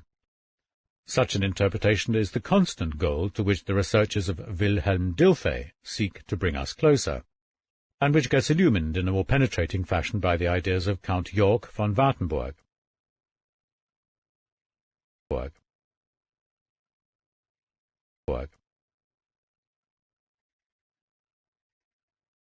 Section 77. The connection of the foregoing exposition of the problem of historicality with the researches of Wilhelm Dilthey and the ideas of Count Jörg. The analysis of the problem of history which we have just carried through has arisen in the process of appropriating the labours of Dilthey. It has been corroborated and at the same time strengthened by the theses of Count Jörg, which are found scattered through his letters to him. The image of Dilthey which is still widely disseminated today is that of the sensitive interpreter of the history of the spirit, especially the history of literature, who also endeavours to distinguish between the natural and the humane sciences, thereby assigning, zuweist, a distinctive role to the history of the latter group, and likewise to psychology, then allowing the whole to merge together in a relativistic philosophy of life. Considered superficially, this sketch is correct, but the substance eludes it, and it covers up more than it reveals. We may divide Dilthey's researches schematically into three domains: studies on the theory of the humane sciences and the distinction between these and the natural sciences, researches into the history of the sciences of man, society, and the state, endeavours towards a psychology in which the whole fact of man is to be presented. Investigations in the theory of science, in historical science, and in psychological hermeneutics are constantly permeating and intersecting each other. Where any one point of view predominates, the others are the motives and the means. What looks like disunity and an unsure, haphazard way of trying things out is an elemental restlessness, the one goal of which is to understand life philosophically, and to secure for this understanding a hermeneutical foundation in terms of life itself. Everything centers in psychology, in which life is to be understood in the historical context of its development and its effects, and understood as the way in which man, as the possible object of the humane sciences, and especially as the root of these sciences, is. Hermeneutics is the way this understanding enlightens itself. It is also the methodology of historiology, though only in a derivative form. In the contemporaneous discussions, Dilthey's own researches for laying the basis for the humane sciences were forced one-sidedly into the field of the theory of science. And it was, of course, with a regard for such discussions that his publications were often oriented in this direction. But the logic of the humane sciences was by no means central for him, no more than he was striving in his psychology merely to make improvements in the positive science of the psychical. Dilthey's friend, Count York, gives unambiguous expression to Dilthey's own most philosophical tendency in the communications between them, when he alludes to our common interest in understanding historicality. Dilthey's researches are only now becoming accessible in their full scope. If we are to make them our own, we need the steadiness and concreteness of coming to terms with them in principle. This is not the place, for discussing in detail the problems which moved him, or how he was moved by them. We shall, however, describe in a provisional way some of Count York's central ideas, by selecting characteristic passages from the letters. In these communications, York's own tendency is brought to life by the labours of Dilthey and his ways of formulating questions, and it shows itself when York takes his stand as to the tasks of the discipline which is to lay the basis, analytical psychology. On Dilthey's Academy paper, Ideen über eine beschreibende und zergliedernde Psychologie, 1894, he writes, "It gets firmly laid down that the consideration of the self is the primary means of knowing, and that the primary procedure of knowing is analysis. From this standpoint, principles get formulated which are verified by their own findings. No progress is made towards critically breaking down constructive psychology and its assumptions, or towards explaining it and thus refuting it from within." Briefwechsel, page 177. Your disregard for breaking things down critically, that is, for demonstrating their provenience psychologically, and carrying this out trenchantly in detail, is connected, in my opinion, with your conception of the theory of knowledge, and with the position which you assign, zuweisen, to it, page 177. Only a theory of knowledge gives the explanation for this inapplicability. The fact of it has been laid down and made plain. It has to render account for the adequacy of scientific methods. It has to provide the grounds for a doctrine of method, instead of having its methods taken, at a venture I must say, from particular areas. Page 179 and the following pages. At bottom, York is demanding a logic that shall stride ahead of the sciences and guide them, as did the logic of Plato and Aristotle. And this demand includes the task of working out, positively and radically, the different categorical structures of those entities which are nature and of those which are history, Dasein. York finds that Dilthey's investigations put too little stress on differentiation generically between the ontical and the historical. In particular, the procedure of comparison is claimed to be the method for the humane sciences. Here I disagree with you. Comparison is always aesthetic, and always adheres to the pattern of things. Windelband assigns, weist zu, patterns to history. Your concept of the type is an entirely inward one. Here it is a matter of characteristics, not of patterns. For Windelband, history is a series of pictures, of individual patterns, an aesthetic demand. To the natural scientist there remains, beside his science, as a kind of human tranquilizer, only aesthetic enjoyment. But your conception of history as that of a nexus of forces, of unities of force, to which the category of pattern is to be applicable only by a kind of transference, page 193. In terms of his sure instinct for differentiating between the ontical and the historical, York knew how strongly traditional historical research still maintains itself in purely ocular ways of ascertaining, page 192, which are aimed at the corporeal and at that which has pattern. Ranke is a great ocularist, for whom things that have vanished can never become actualities. Ranke's whole tribe also provides the explanation for the way the material of history has been restricted to the political. Only the political is dramatic. Page 60. The modifications which the course of time has brought appear unessential to me, and I should like to appraise this very differently.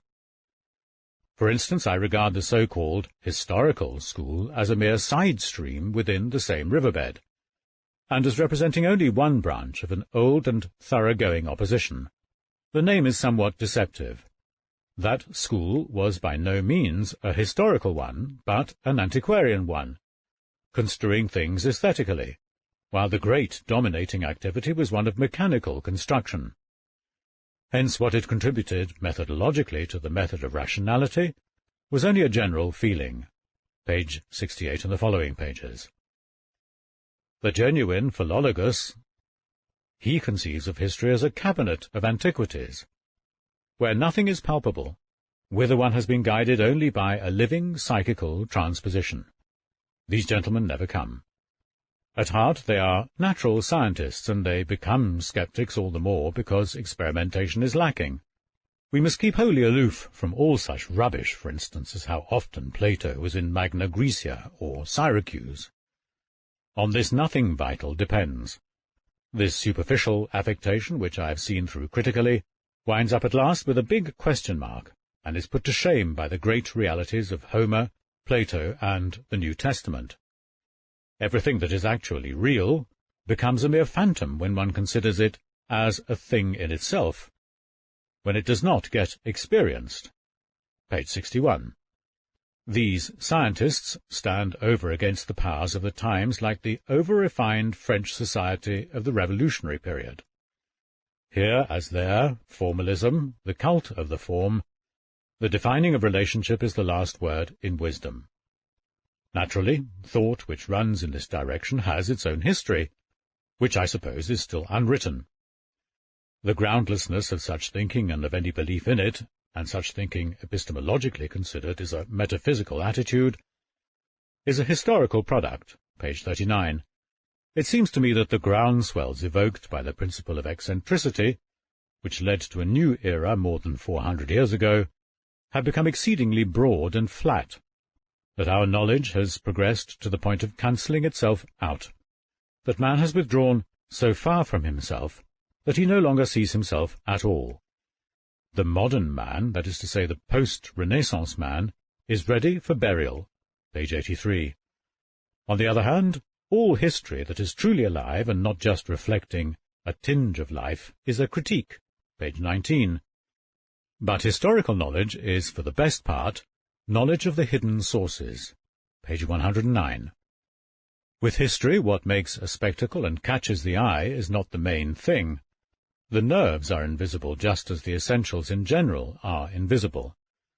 While it is said that if you are quiet you will be strong, the variant is also true that if you are quiet you will perceive, that is, understand, page 26.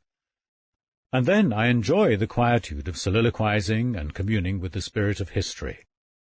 This spirit is one who did not appear to Faust in his study, or to Master Goethe either. But they would have felt no alarm in making way for him, however grave and compelling such an apparition might be. For he is brotherly, akin to us in another and deeper sense than are the denizens of bush and field. These exertions are like Jacob's wrestling, a sure gain for the wrestler himself. Indeed, this is what matters first of all. Page 133. York gained his clear insight into the basic character of history as virtuality from his knowledge of the character of the being which human Dasein itself possesses. not from the objects of historical study, as a theory of science would demand. The entire psychophysical datum is not one that is. Here, being equals the being present at hand of nature, but one that lives. This is the germinal point of historicality. And if the consideration of the self is directed not at an abstract I, but at the fullness of myself, it will find me historically determined, just as physics knows me as cosmically determined. Just as I am nature, so I am history, page 71.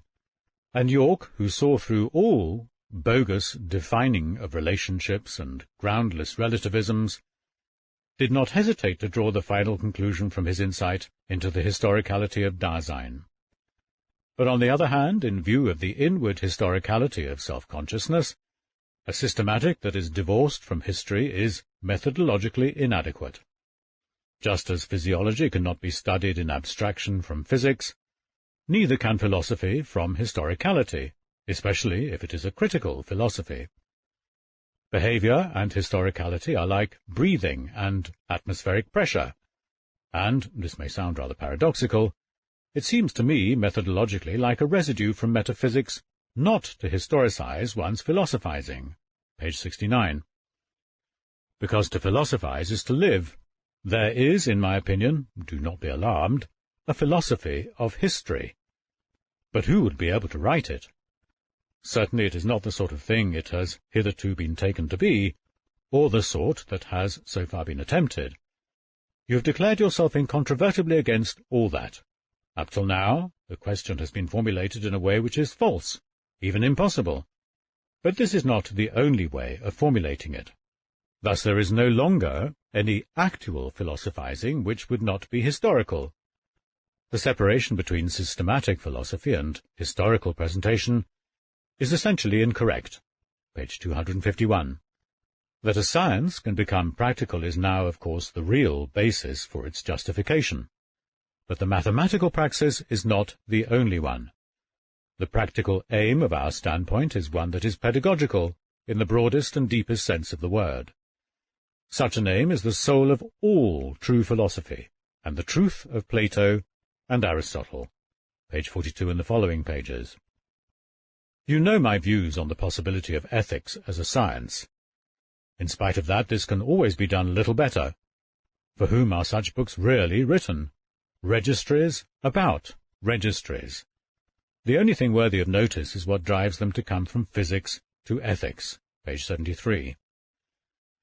If philosophy is conceived as a manifestation of life and not as the coughing up of a baseless kind of thinking, and such thinking appears baseless because one's glance gets turned away from the basis of consciousness, then one's task is as meagre in its results as it is complicated and arduous in the obtaining of them. Freedom from prejudice is what it presupposes, and such freedom is hard to gain. Page 250. It is plain from Yorke's allusion to the kind of difficulty met with in such investigations that he himself was already on the way to bringing within our grasp categorially the historical as opposed to the ontical, ocular, and to raising up life into the kind of scientific understanding that is appropriate to it. The aesthetico-mechanistic way of thinking finds verbal expression more easily than does an analysis that goes behind intuition, and this can be explained by the wide extent to which words have their provenience in the ocular. On the other hand, that which penetrates into the basis of vitality eludes an exoteric presentation. Hence all its terminology is symbolic and ineluctable, not intelligible to all. Because philosophical thinking is of a special kind, its linguistic expression has a special character. Page 70 and the following pages. But you are acquainted with my liking for paradox, which I justify by saying that paradoxicality is a mark of truth, and that the communis opinio is nowhere in the truth, but is like an elemental precipitate of a halfway understanding, which makes generalizations. In its relationship to truth it is like the sulphurous fumes which the lightning leaves behind. Truth is never an element. To dissolve elemental public opinion, and as far as possible to make possible the moulding of individuality in seeing and looking, would be a pedagogical task for the state. Then, instead of a so-called public conscience, instead of this radical externalization, individual consciences, that is to say, consciences, would again become powerful. Page 249 and the following pages. If one has an interest in understanding historicality, one is brought to the task of working out a generic differentiation between the ontical and the historical. The fundamental aim of the philosophy of life is tied up with this. Nevertheless, the formulation of the question needs to be radicalized in principle. How are we to get historicality into our grasp philosophically, as distinguished from the ontical, and conceive it categorially, except by bringing both the ontical and the historical into a more primordial unity, so that they can be compared and distinguished? But that is possible only if we attain the following insights. 1. That the question of historicality is an ontological question about the state of being of historical entities. 2. The question of the ontical is the ontological question of the state of being of entities other than Dasein, of what is present at hand in the widest sense. 3. That the ontical is only one domain of entities. The idea of being embraces both the ontical and the historical. It is this idea which must let itself be generically differentiated. It is not by chance that Yorke calls those entities which are not historical simply the ontical. This just reflects the unbroken dominion of the traditional ontology, which, as derived from the ancient way of formulating the question of being, narrows down the ontological problematic in principle and holds it fact. The problem of differentiating between the ontical and the historical cannot be worked out as a problem for research unless we have made sure in advance what is the clue to it, by clarifying, through fundamental ontology, the question of the meaning of being in general. Thus it becomes plain in what sense the preparatory, existential, temporal analytic of Dasein is resolved to foster the spirit of Count Yorke in the service of Dilthey's work.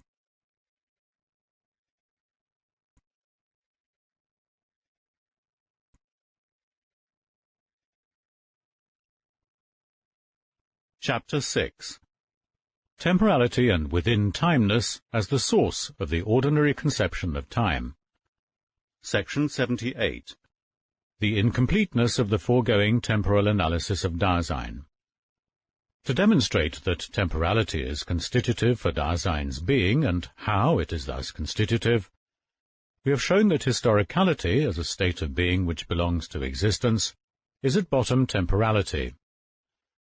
We have carried through our interpretation of the temporal character of history without regard for the fact that all historizing runs its course in time. Factically, in the everyday understanding of Dasein, all history is known merely as that which happens within time. But throughout the course of our existential temporal analysis of historicality, this understanding has been ruled out of order. If the existential analytic is to make Dasein ontologically transparent in its very facticity, then the factical ontico-temporal interpretation of history must also be explicitly given its due. It is all the more necessary that the time in which entities are encountered should be analyzed in principle, since not only history but natural processes too are determined by time. But still more elemental than the circumstance that the time factor is one that occurs in the sciences of history and nature, is the fact that before Dasein does any thematical research, it reckons with time, and regulates itself according to it. And here again what remains decisive is Dasein's way of reckoning with its time, a way of reckoning which precedes any use of measuring equipment by which time can be determined. The reckoning is prior to such equipment, and is what makes anything like the use of clocks possible at all. In its factical existence, any particular Dasein either has the time or does not have it. It either takes time for something or cannot allow any time for it. Why does Dasein take time, and why can it lose it? Where does it take time from? How is this time related to Dasein's temporality? Factical Dasein takes time into its reckoning, without any existential understanding of temporality. Reckoning with time is an elemental kind of behavior which must be clarified before we turn to the question of what it means to say that entities are in time, all Dasein's behavior is to be interpreted in terms of its being, that is, in terms of its temporality. We must show how Dasein, as temporality, temporalizes a kind of behavior which relates itself to time by taking it into its reckoning. Thus our previous characterization of temporality is not only quite incomplete, in that we have not paid attention to all the dimensions of this phenomenon, it also is defective in principle, because something like world-time, in the rigorous sense of the existential, temporal conception of the world, belongs to temporality itself. We must come to understand how this is possible and why it is necessary. Thus the time which is familiar to us in the ordinary way, the time in which entities occur, will be illuminated, and so will the within-timeness of these entities. Everyday Dasein, the Dasein which takes time, comes across time proximally in what it encounters within the world, as ready to hand and present at hand. The time which it has thus experienced is understood within the horizon of that way of understanding being, which is the closest for Dasein. That is, it is understood as something which is itself somehow present at hand. How and why Dasein comes to develop the ordinary conception of time must be clarified in terms of its state of being as concerning itself with time, a state of being with a temporal foundation. The ordinary conception of time owes its origin to a way in which primordial time has been levelled off. By demonstrating that this is the source of the ordinary conception, we shall justify our earlier interpretation of temporality as primordial time. In the development of this ordinary conception there is a remarkable vacillation as to whether the character to be attributed to time is subjective or objective. Where time is taken as being in itself, it gets allotted preeminently to the soul notwithstanding, and where it has the kind of character which belongs to consciousness, it still functions objectively. In Hegel's interpretation of time, both possibilities are brought to the point where, in a certain manner, they cancel each other out. Hegel tries to define the connection between time and spirit in such a manner as to make intelligible why the spirit, as history, falls into time. We seem to be in accord with Hegel in the results of the interpretation we have given for Dasein's temporality, and for the way world-time belongs to it. But because our analysis differs in principle from his in its approach, and because its orientation is precisely the opposite of his in that it aims at fundamental ontology, a short presentation of Hegel's way of taking the relationship between time and spirit may serve to make plain our existential ontological interpretation of Dasein's temporality, of world-time, and of the source of the ordinary conception of time, and may settle this in a provisional manner. The question of whether and how time has any being, and of why and in what sense we designate it as being, cannot be answered until we have shown to what extent temporality itself, in the totality of its temporalizing, makes it possible for us somehow to have an understanding of being, and address ourselves to entities. Our chapter will be divided as follows: Dasein's temporality, and our concern with time, section 79, the time with which we concern ourselves, and within timeness, section 80, within timeness and the genesis of the ordinary conception of time, section 81, a comparison of the existential ontological connection of temporality, Dasein and world-time, with Hegel's way of taking the relation between time and spirit, section 82, the existential temporal analytic of Dasein, and the question of fundamental ontology as to the meaning of being in general, section 83.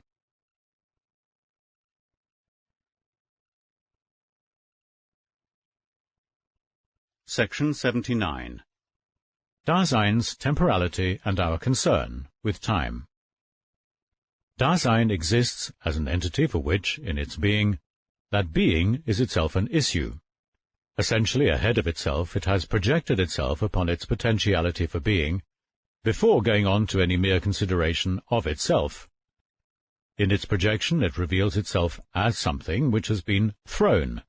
It has been thrownly abandoned to the world, and falls into it concernfully. As care, that is, as existing in the unity of the projection which has been fallingly thrown, This entity has been disclosed as a there.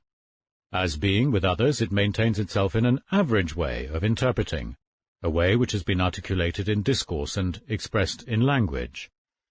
Being in the world has always expressed itself, and, as being alongside entities encountered within the world, it constantly expresses itself in addressing itself to the very object of its concern and discussing it.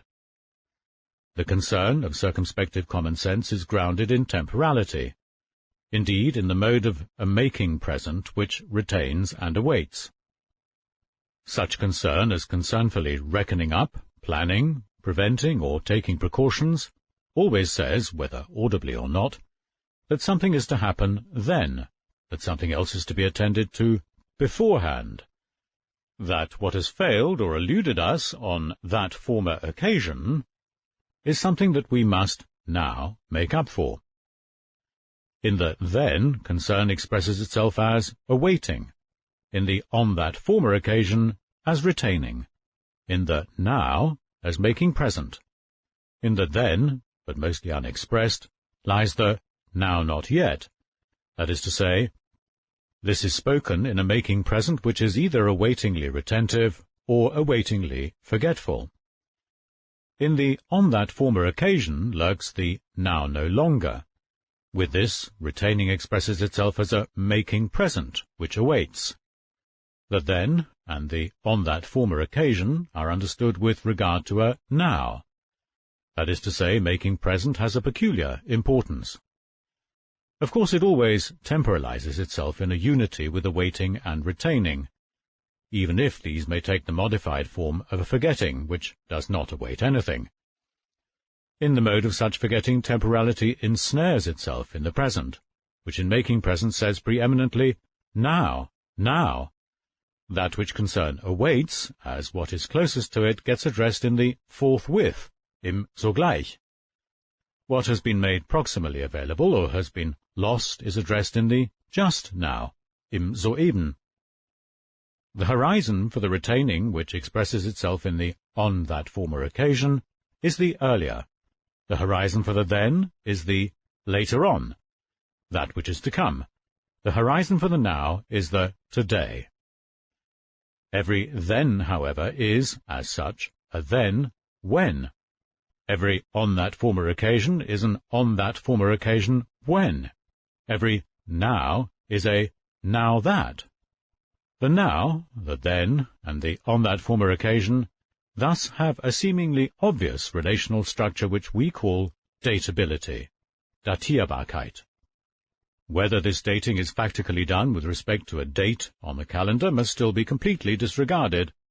Even without dates of this sort, the now, the then, and the on that former occasion have been dated more or less definitely, and even if the dating is not made more definite, this does not mean that the structure of datability is missing, or that it is just a matter of chance.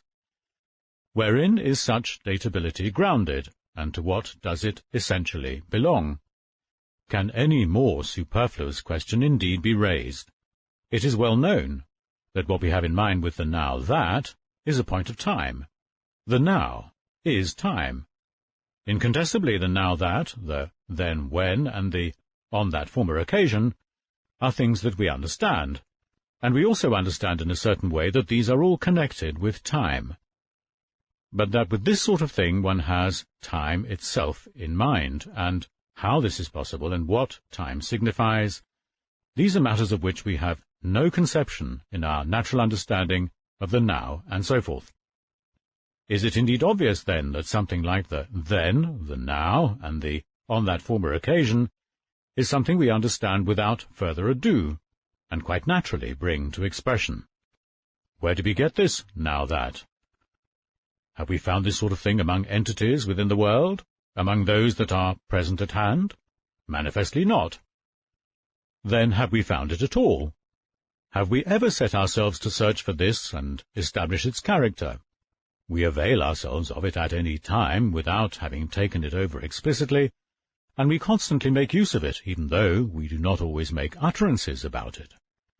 Even in the most trivial, off-hand kind of everyday talk, "It's cold," for instance, we also have in mind a now that. Why is it that when Dasein addresses itself to the objects of its concern, it also expresses a now that, a then when, or an on that former occasion when, even though it does so mostly without uttering it? First, because in addressing itself to something interpretatively, it expresses itself too, that is to say, it expresses its being alongside the ready to hand, a being which understands circumspectively and which uncovers the ready to hand and lets it be encountered. And secondly, because this very addressing and discussing, which interprets itself also, is based upon a making present, and is possible only as such. The making present which awaits and retains interprets itself, and this in turn is possible only because, as something which in itself is ecstatically open, it has in each case been disclosed to itself already and can be articulated in the kind of interpretation which is accompanied by understanding and discourse. Because temporality is ecstatico-horizonally constitutive for the clearness of the there, temporality is always primordially interpretable in the there, and is accordingly familiar to us. The making present which interprets itself, in other words, that which has been interpreted and is addressed in the now, is what we call time. This simply makes known to us that temporality, which, as ecstatically open, is recognizable, is familiar, proximally and for the most part, only as interpreted in this concernful manner. But while time is immediately intelligible and recognizable, this does not preclude the possibility that primordial temporality, as such, may remain unknown and unconceived, and that this is also the case with the source of the time which has been expressed, a source which temporalizes itself in that temporality.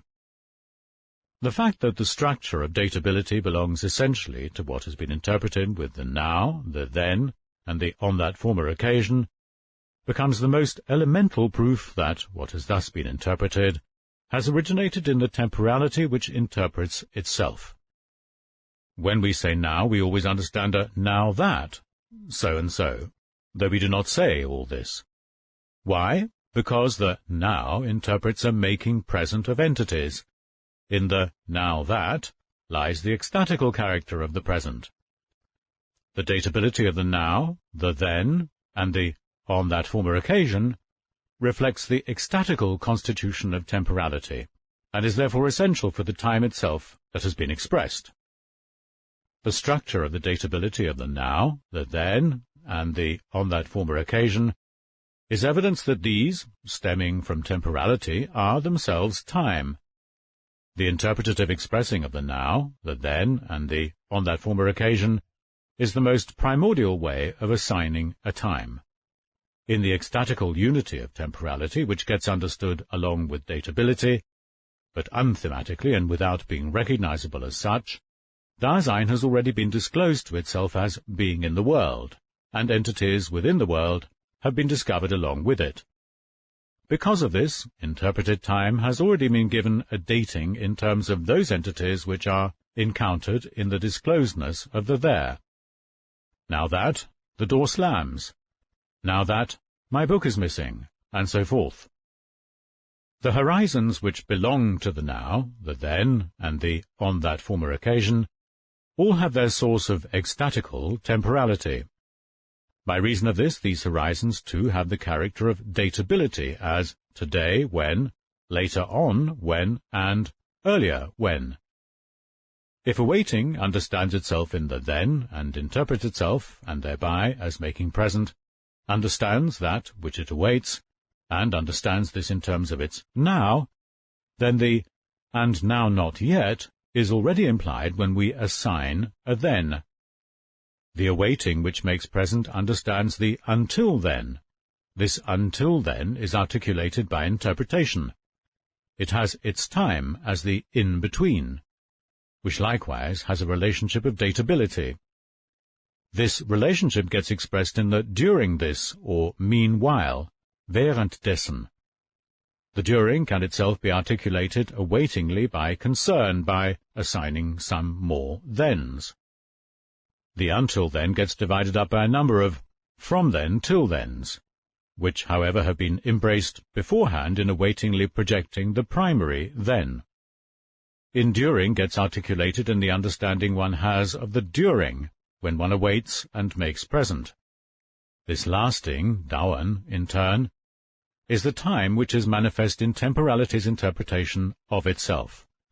In our concern, this time thus gets currently but unthematically understood as a span, Spanne.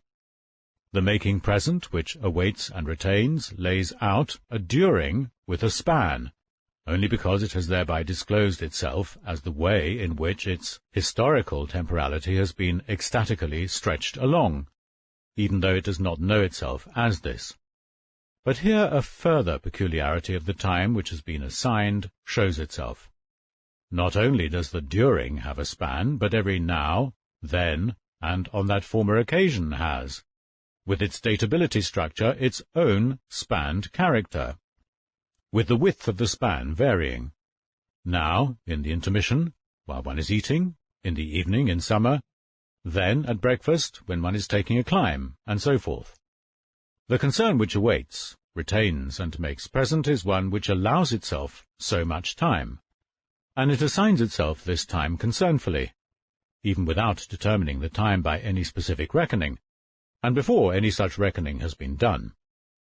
Here time dates itself in one's current mode of allowing oneself time concernfully, and it does so in terms of those very matters with which one concerns oneself environmentally, and which have been disclosed in the understanding with its accompanying state of mind, in terms of what one does all day long. The more Dasein is awaitingly absorbed in the object of its concern, and forgets itself in not awaiting itself, the more does even the time which it allows itself remain covered up by this way of allowing. When Dasein is living along in an everyday concernful manner, it just never understands itself as running along, in a continuously enduring sequence of pure nows. By reason of this covering up, the time which Dasein allows itself has gaps in it, as it were. Often we do not bring a day together again when we come back to the time which we have used. But the time which has gaps in it does not go to pieces in this lack of togetherness, which is rather a mode of that temporality which has already been disclosed, and stretched along ecstatically. The manner in which the time we have allowed runs its course, and the way in which concern more or less explicitly assigns itself that time, can be properly explained as phenomena only if, on the one hand, we avoid the theoretical representation of a continuous stream of nows, and if, on the other hand, the possible ways in which Dasein assigns itself time and allows itself time are to be conceived of as determined primarily in terms of how Dasein, in a manner corresponding to its current existence, has its time. In an earlier passage, authentic and inauthentic existing have been characterized with regard to those modes of the temporalizing of temporality upon which such existing is founded. According to that characterization, the irresoluteness of inauthentic existence temporalizes itself in the mode of a making present which does not await but forgets. He who is irresolute understands himself in terms of those very closest events and befallings which he encounters in such a making present, and which thrust themselves upon him in varying ways. Busily losing himself in the object of his concern, he loses his time in it too. Hence his characteristic way of talking, "I have no time." But just as he who exists inauthentically is constantly losing time and never has any, the temporality of authentic existence remains distinctive in that such existence, in its resoluteness, never loses time and always has time. For the temporality of resoluteness has, with relation to its present, the character of a moment of vision. When such a moment makes the situation authentically present, this making present does not itself take the lead, but is held in that future which is in the process of having been. One's existence in the moment of vision temporalizes itself as something that has been stretched along, in a way which is fatefully whole in the sense of the authentic historical constancy of the self. This kind of temporal existence has its time for what the situation demands of it, and it has it constantly, but resoluteness discloses the there in this way only as a situation. So if he who is resolute encounters anything that has been disclosed, he can never do so in such a way as to lose his time on it irresolutely. The there is disclosed in a way which is grounded in Dasein's own temporality, as ecstatically stretched along, and with this disclosure a time is allotted to Dasein. Only because of this can Dasein, as factically thrown, take its time and lose it. As something disclosed, Dasein exists factically in the way of being with others. It maintains itself in an intelligibility which is public and average. When the now that and the then when have been interpreted and expressed in our everyday being with one another, they will be understood in principle, even though their dating is unequivocal only within certain limits. In the most intimate being with one another, of several people, they can say now and say it together, though each of them gives a different date to the now which he is saying, now that this or that has come to pass. The now which anyone expresses is always said in the publicness of being in the world with one another. Thus the time, which any Dasein has currently interpreted and expressed, has as such already been given a public character, on the basis of that Dasein's ecstatical being in the world. Insofar, then, as everyday concern understands itself in terms of the world of its concern and takes its time, it does not know this time as its own, but concernfully utilizes the time which there is, es gibt, the time with which they reckon. Indeed, the publicness of time is all the more compelling the more explicitly factical Dasein concerns itself with time in specifically taking it into its reckoning.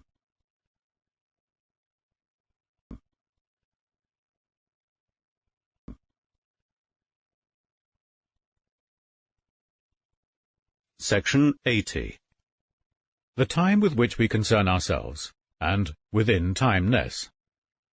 So far we have only had to understand provisionally how Dasein, as grounded in temporality, is, in its very existing, concerned with times, and how, in such interpretative concern, time makes itself public for being in the world.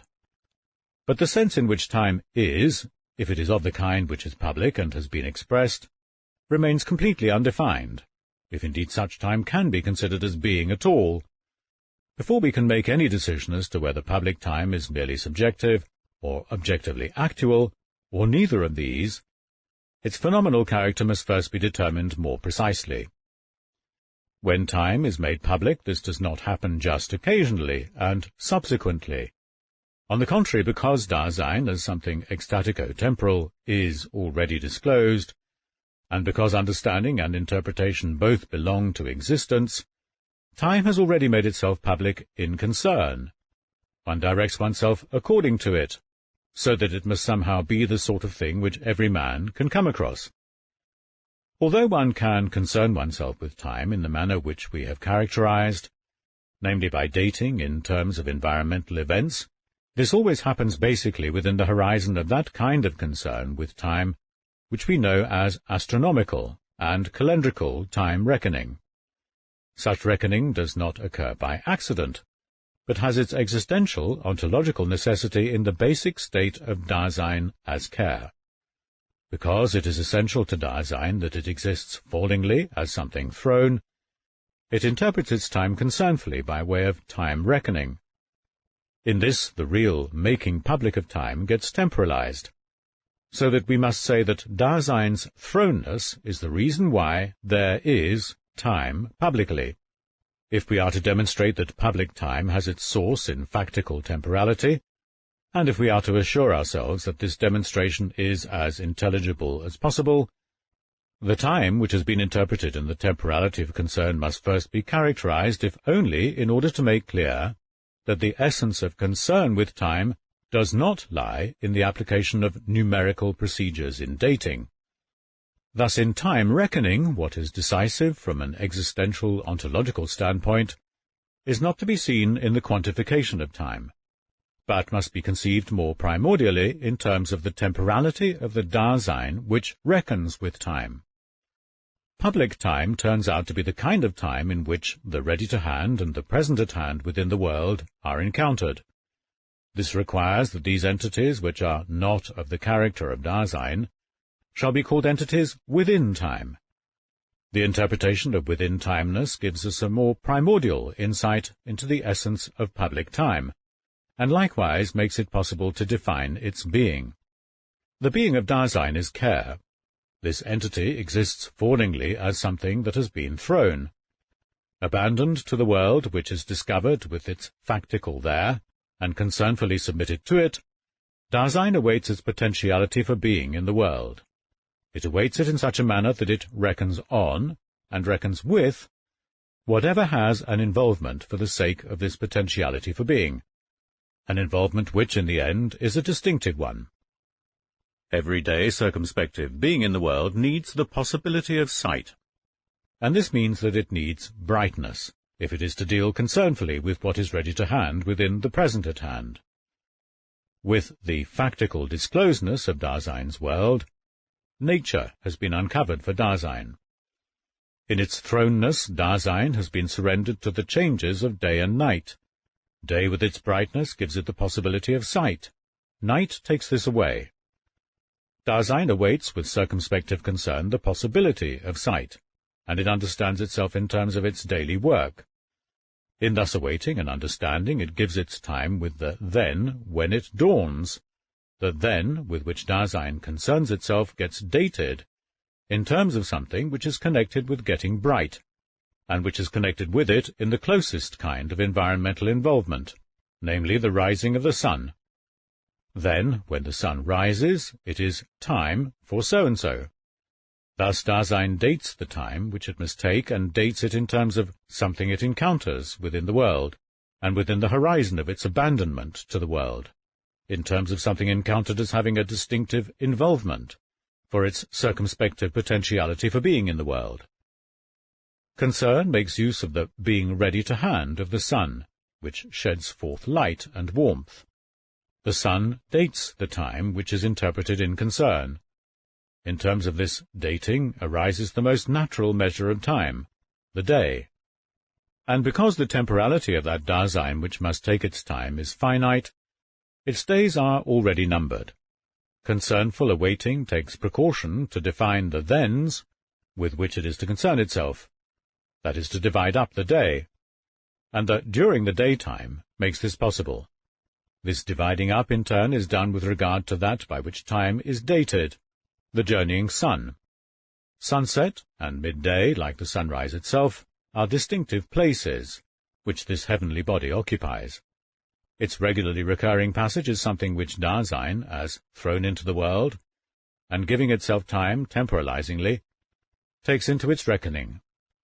Dasein historizes from day to day by reason of its way of interpreting time by dating it, a way which is adumbrated in its thrownness into the there. This dating of things in terms of the heavenly body which sheds forth light and warmth, and in terms of its distinctive places in the sky, is a way of assigning time which can be done in our being with one another, under the same sky, and which can be done for every man at any time in the same way, so that within certain limits everyone is proximally agreed upon it. That by which things are thus dated is available environmentally, and yet not restricted to the world of equipment with which one currently concerns oneself. It is rather the case that in the world the environing nature, the public environment, are always discovered along with it. This public dating, in which everyone assigns himself his time, is one which everyone can reckon on simultaneously. It uses a publicly available measure. This dating reckons with time in the sense of a measuring of time, and such measuring requires something by which time is to be measured, namely a clock. This implies that along with the temporality of Dasein as thrown, abandoned to the world and giving itself time, something like a clock is also discovered. That is something ready to hand which in its regular recurrence has become accessible in one's making present awaitingly. The being which has been thrown and is alongside the ready to hand is grounded in temporality. Temporality is the reason for the clock. As the condition for the possibility that a clock is factically necessary, temporality is likewise the condition for its discoverability. For while the course of the sun is encountered along with the discoveredness of entities within the world, it is only by making it present in awaitingly retaining, and by doing so in a way which interprets itself, that dating in terms of what is ready to hand environmentally in a public way is made possible, and is also required. Dasein has its basis in temporality, and the natural clock, which has already been discovered along with Dasein's factical thrownness, furnishes the first motivation for the production and use of clocks, which will be somewhat more handy. It also makes this possible. Indeed, it does this in such a manner that these artificial clocks must be adjusted to that natural one if the time which is primarily discoverable in the natural clock is to be made accessible in its turn. Before describing the chief features in the development of time reckoning and the use of clocks in their existential ontological meaning, we must first characterize more completely the time with which we are concerned when we measure it. If the time with which we concern ourselves is really made public only when it gets measured, then if public time is to be accessible in a way which has been phenomenally unveiled, we must have access to it by following up the way in which that which has been dated shows itself when dated in this reckoning manner. When the then, which interprets itself in concernful awaiting, gets dated, this dating includes some such statement as, then, when it dawns, it is time for one's daily work. The time which is interpreted in concern is already understood as a time for something. The current now that so-and-so is as such either appropriate or inappropriate. Not only is the now, and so too any mode of interpreted time, a now that, which is essentially datable, but as such it has essentially at the same time the structure of appropriateness or inappropriateness. Time which has been interpreted has by its very nature the character of the time for something, or the wrong time for something. When concern makes present by awaiting and retaining, time is understood in relation to a for which, and this in turn is ultimately tied up with a for the sake of which, of Dasein's potentiality for being. With this in order to relation, the time which has been made public makes manifest that structure with which we have earlier become acquainted as significance, and which constitutes the worldhood of the world. As the time for something, the time which has been made public has essentially a world character. Hence the time which makes itself public in the temporalizing of temporality is what we designate as world time. And we designate it thus not because it is present at hand, as an entity within the world, which it can never be, but because it belongs to the world, zur Welt, in the sense which we have interpreted existential ontologically. In the following pages we must show how the essential relations of the world structure, the in order to, for example, are connected with public time, the then-when, for example, by reason of the ecstatico-horizontal constitution of temporality. Only now, in any case, can the time with which we concern ourselves be completely characterized as to its structure. It is datable, spanned, and public, and as having this structure it belongs to the world itself. Every now, for instance, which is expressed in a natural everyday manner, has this kind of structure, and is understood as such, though preconceptually and unthematically, when Dasein concernfully allows itself time. The disclosedness of the natural clock belongs to the Dasein which exists as thrown and falling, and in this disclosedness factical Dasein has at the same time already given a distinctive public character to the time with which it concerns itself. As time reckoning is perfected and the use of clocks becomes more refined, this making public gets enhanced and strengthened. We shall not give here a historiological presentation of the historical evolution of time reckoning and the use of clocks, with all its possible variations. We must rather ask in an existential ontological way what mode of the temporalizing of Dasein's temporality becomes manifest in the direction which the development of time reckoning and clock using has taken. When this question is answered, there must arise a more primordial understanding of the fact that the measurement of time, and this means also the explicit making public of time as an object of concern, is grounded in the temporality of Dasein, and indeed in a quite definite temporalizing of that temporality. Comparison shows that for the advanced Dasein, the day and the presence of sunlight no longer have such a special function as they have for the primitive Dasein, on which our analysis of natural time reckoning has been based. For the advanced Dasein has the advantage of even being able to turn night into day. Similarly, we no longer need to glance explicitly and immediately at the sun and its position to ascertain the time. The manufacture and use of measuring equipment of one's own permits one to read off the time directly by a clock produced especially for this purpose. The what o'clock is it? Is the what time is it? Because the clock, in the sense of that which makes possible a public way of time reckoning, must be regulated by the natural clock. Even the use of clocks as equipment is based upon Dasein's temporality, which, with the discloseness of the there, first makes possible a dating of the time with which we concern ourselves. This is a fact, even if it is covered up when the time is read off.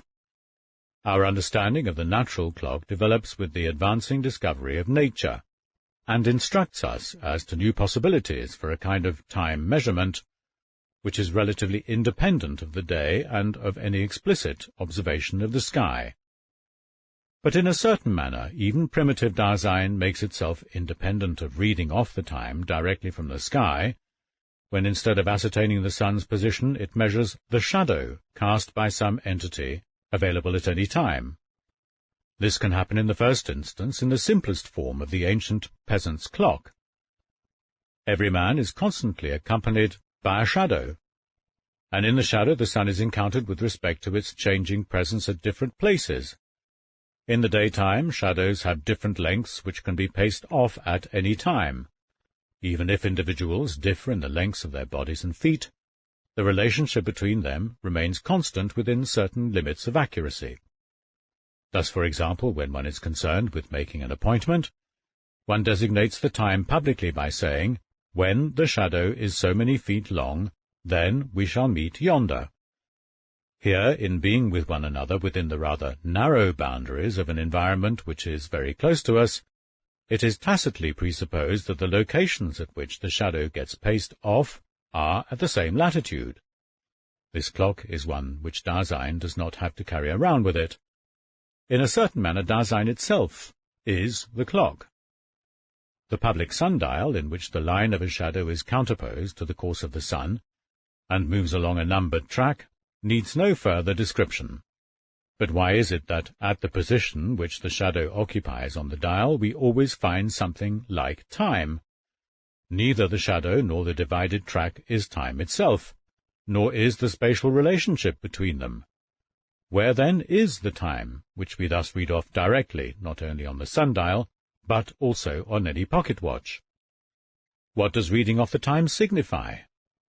Looking at the clock does indeed amount to more than observing the changes in some item of equipment which is ready to hand, and following the positions of a pointer. When we use a clock in ascertaining what o'clock it is, we say, whether explicitly or not, "It is now such and such an hour and so many minutes. Now is the time for," or "There is still time enough. Now until." Looking at the clock is based on taking our time, and is guided by it. What has already shown itself in the most elementary time reckoning here becomes plainer. When we look at the clock and regulate ourselves according to the time, we are essentially saying, "now."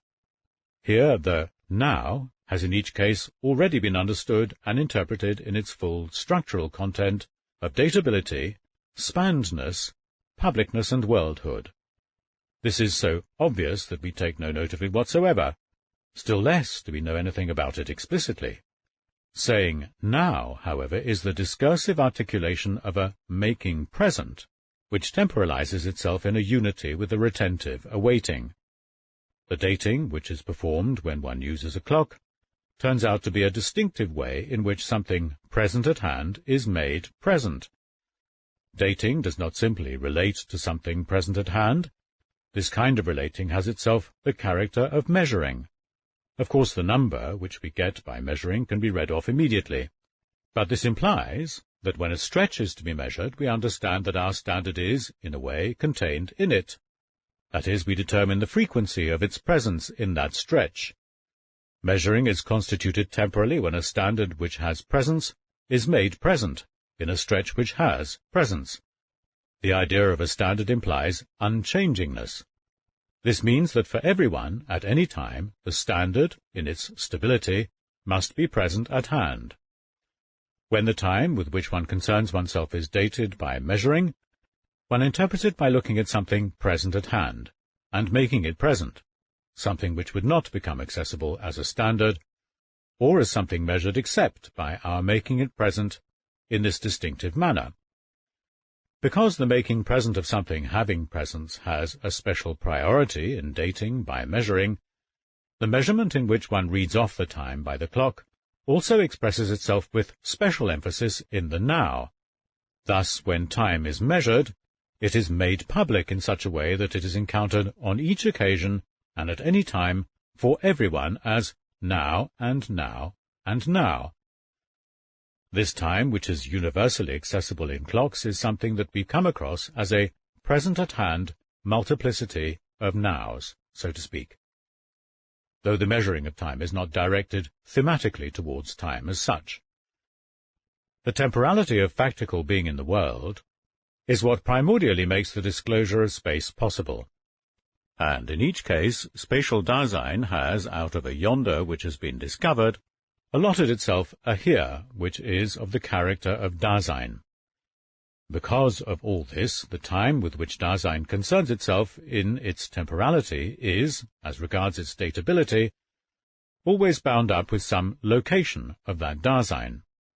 Time itself does not get linked to a location, but temporality is the condition for the possibility that dating may be bound up with the spatially local in such a way that this may be binding for everyone as a measure. Time does not first get coupled with space, but the space, which one might suppose to be coupled with it, is encountered only on the basis of the temporality which concerns itself with time. Inasmuch as both time reckoning and the clock are founded upon the temporality of Dasein, which is constitutive for this entity as historical, it may be shown to what extent, ontologically, the use of clocks is itself historical, and to what extent every clock as such has a history. The time which is made public by our measuring it does not by any means turn into space because we date it in terms of spatial measurement relations. Still less is what is existential ontologically essential in the measuring of time to be sought in the fact that dated time is determined numerically in terms of spatial stretches, and in changes in the location of some spatial thing. What is ontologically decisive lies rather in the specific kind of making present, which makes measurement possible. Dating in terms of what is spatially present at hand is so far from a spatializing of time that this supposed spatialization signifies nothing else than that an entity, which is present at hand for everyone in every now, is made present in its own presence. Measuring time is essentially such that it is necessary to say now, but in obtaining the measurement we, as it were, forget what has been measured as such, so that nothing is to be found except a number and a stretch. When Dasein concerns itself with time, then the less time it has to lose, the more precious does that time become, and the handier the clock must be. Not only should we be able to assign the time more precisely, but the very determining of the time should claim as little time as possible, though it must still agree with the ways in which others assign time. Provisionally, it was enough for us to point out the general connection of the use of clocks with that temporality which takes its time.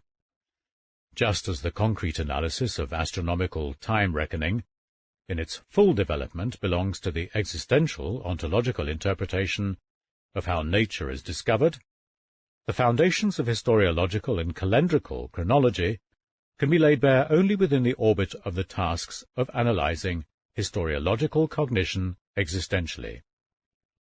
The measurement of time gives it a marked public character, so that only in this way does what we generally call the time become well known.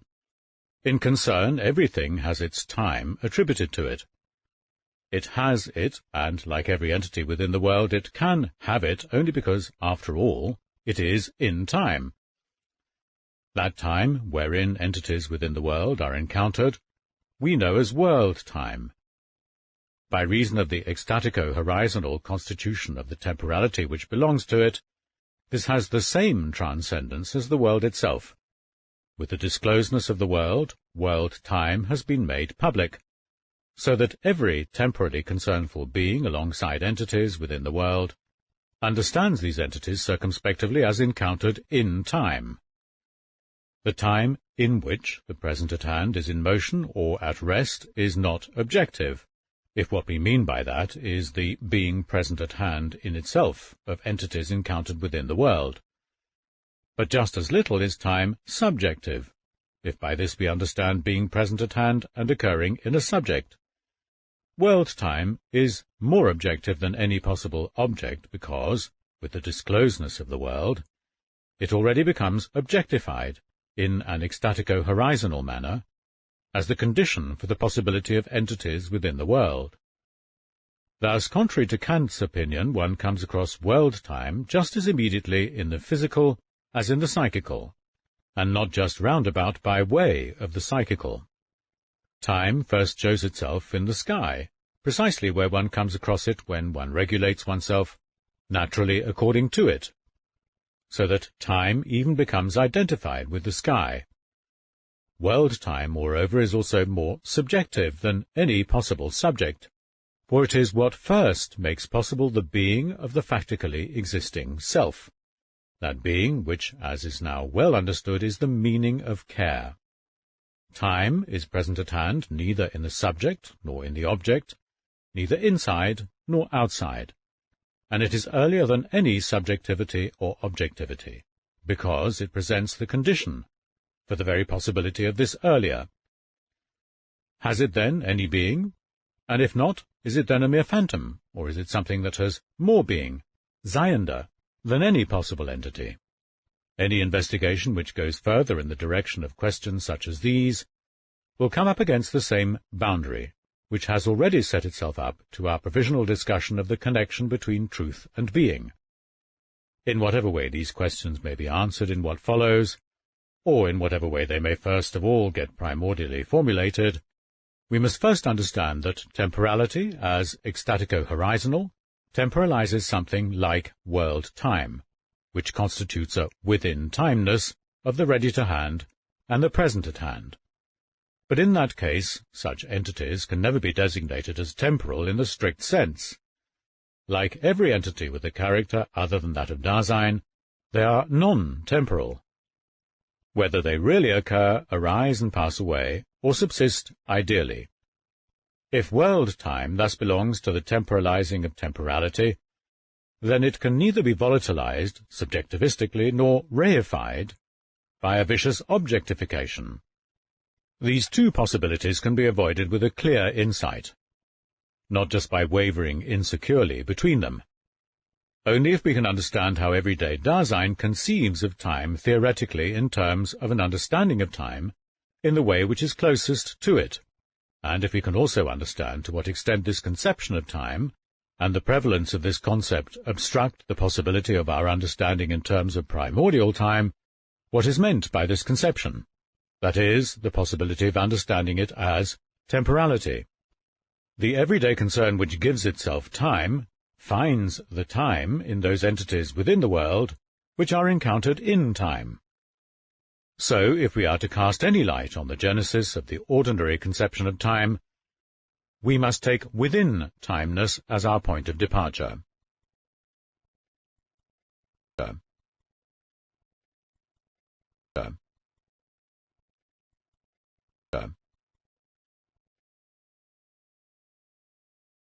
Section 81.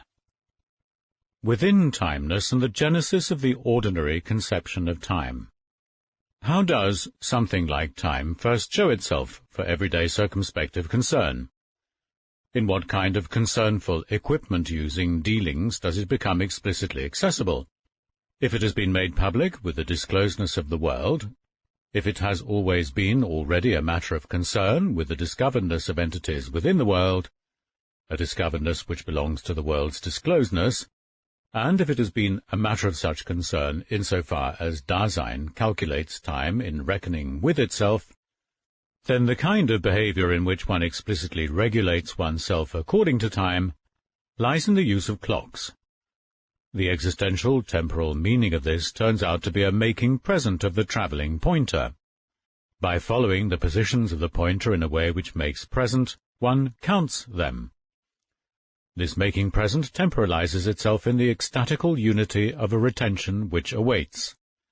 To retain the on that former occasion, and to retain it by making it present, signifies that in saying now one is open for the horizon of the earlier, that is, of the now no longer. To await the then by making it present means that in saying now one is open for the horizon of the later, that is, of the now not yet.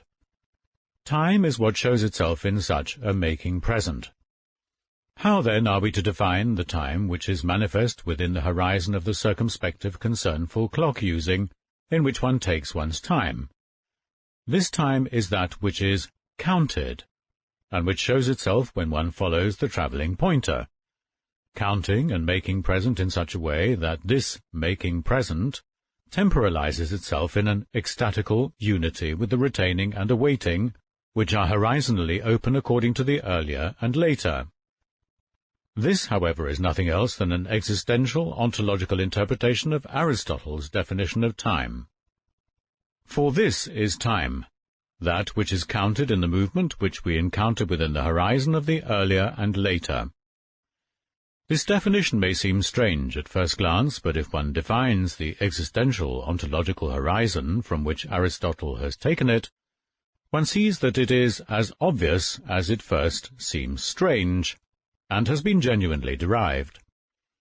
The source of the time which is thus manifest does not become a problem for Aristotle. His interpretation of time moves rather in the direction of the natural way of understanding being. Yet because this very understanding and the being which is thus understood have in principle been made a problem for the investigation which lies before us, it is only after we have found a solution for the question of being that the Aristotelian analysis of time can be interpreted thematically in such a way that it may indeed gain some signification in principle. If the formulation of this question in ancient ontology, with all its critical limitations, is to be appropriated in a positive manner. Ever since Aristotle, all discussions of the concept of time have clung in principle to the Aristotelian definitions.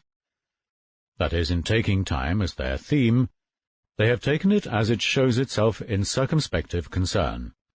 Time is what is counted, that is to say, it is what is expressed and what we have in view, even if unthematically when the travelling pointer or the shadow is made present. When one makes present that which is moved in its movement, one says, now here, and so on. The nows are what get counted. And these show themselves in every now, as nows which will forthwith be no longer now, and nows which have just been not yet now. The world time which is cited in this manner in the use of clocks we call the now time, Jetztzeit. When the concern which gives itself time reckons with time, the more naturally it does so, the less it dwells at the expressed time as such. On the contrary, it is lost in the equipment with which it concerns itself, which in each case has a time of its own. When concern determines the time and assigns it, the more naturally it does so. That is, the less it is directed towards treating time as such thematically. All the more does the being which is alongside the object of concern, the being which falls as it makes present, say unhesitatingly whether or not anything is uttered, now or then, or on that former occasion. Thus, for the ordinary understanding of time, time shows itself as a sequence of nows, which are constantly present at hand, simultaneously passing away and coming along. Time is understood as a succession, as a flowing stream of nows, as the course of time. What is implied by such an interpretation of the world time with which we concern ourselves? We get the answer if we go back to the full, essential structure of world time, and compare this with that with which the ordinary understanding of time is acquainted. We have exhibited datability as the first essential item in the time with which we concern ourselves.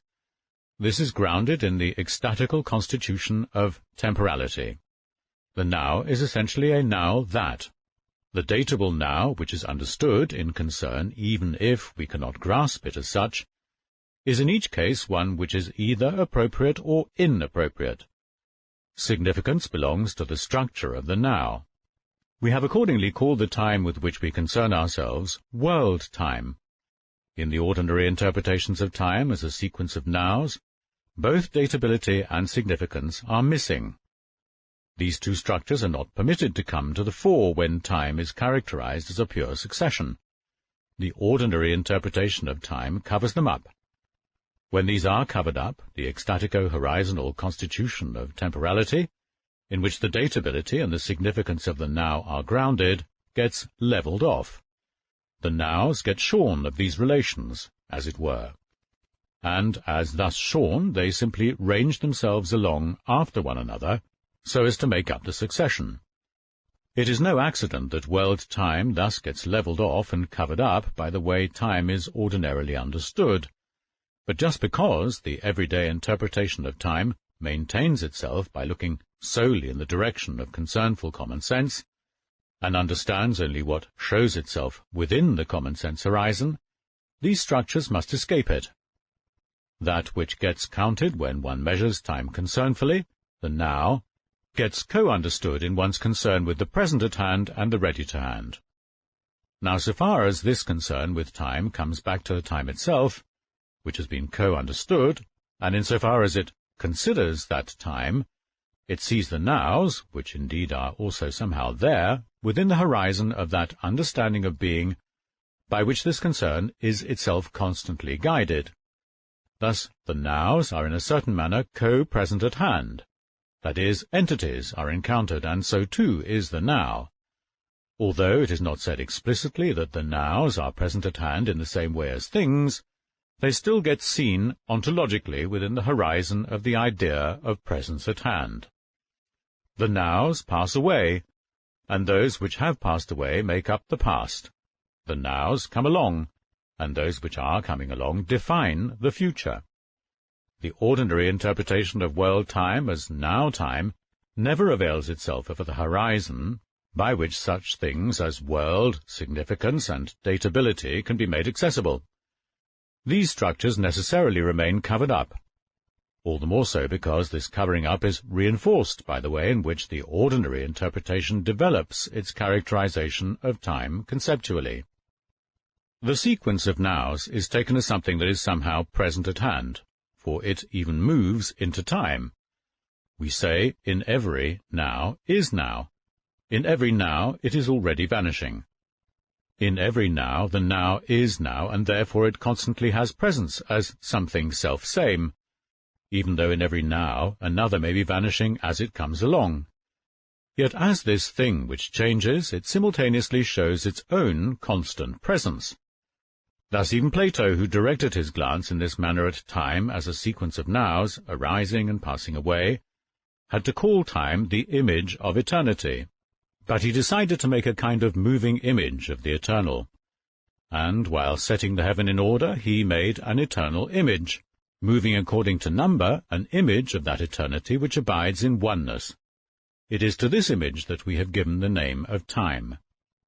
The sequence of nows is uninterrupted and has no gaps.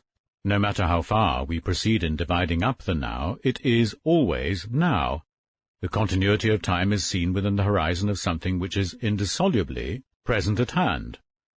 When one takes one's ontological orientation from something that is constantly present at hand, one either looks for the problem of the continuity of time, or one leaves this impasse alone.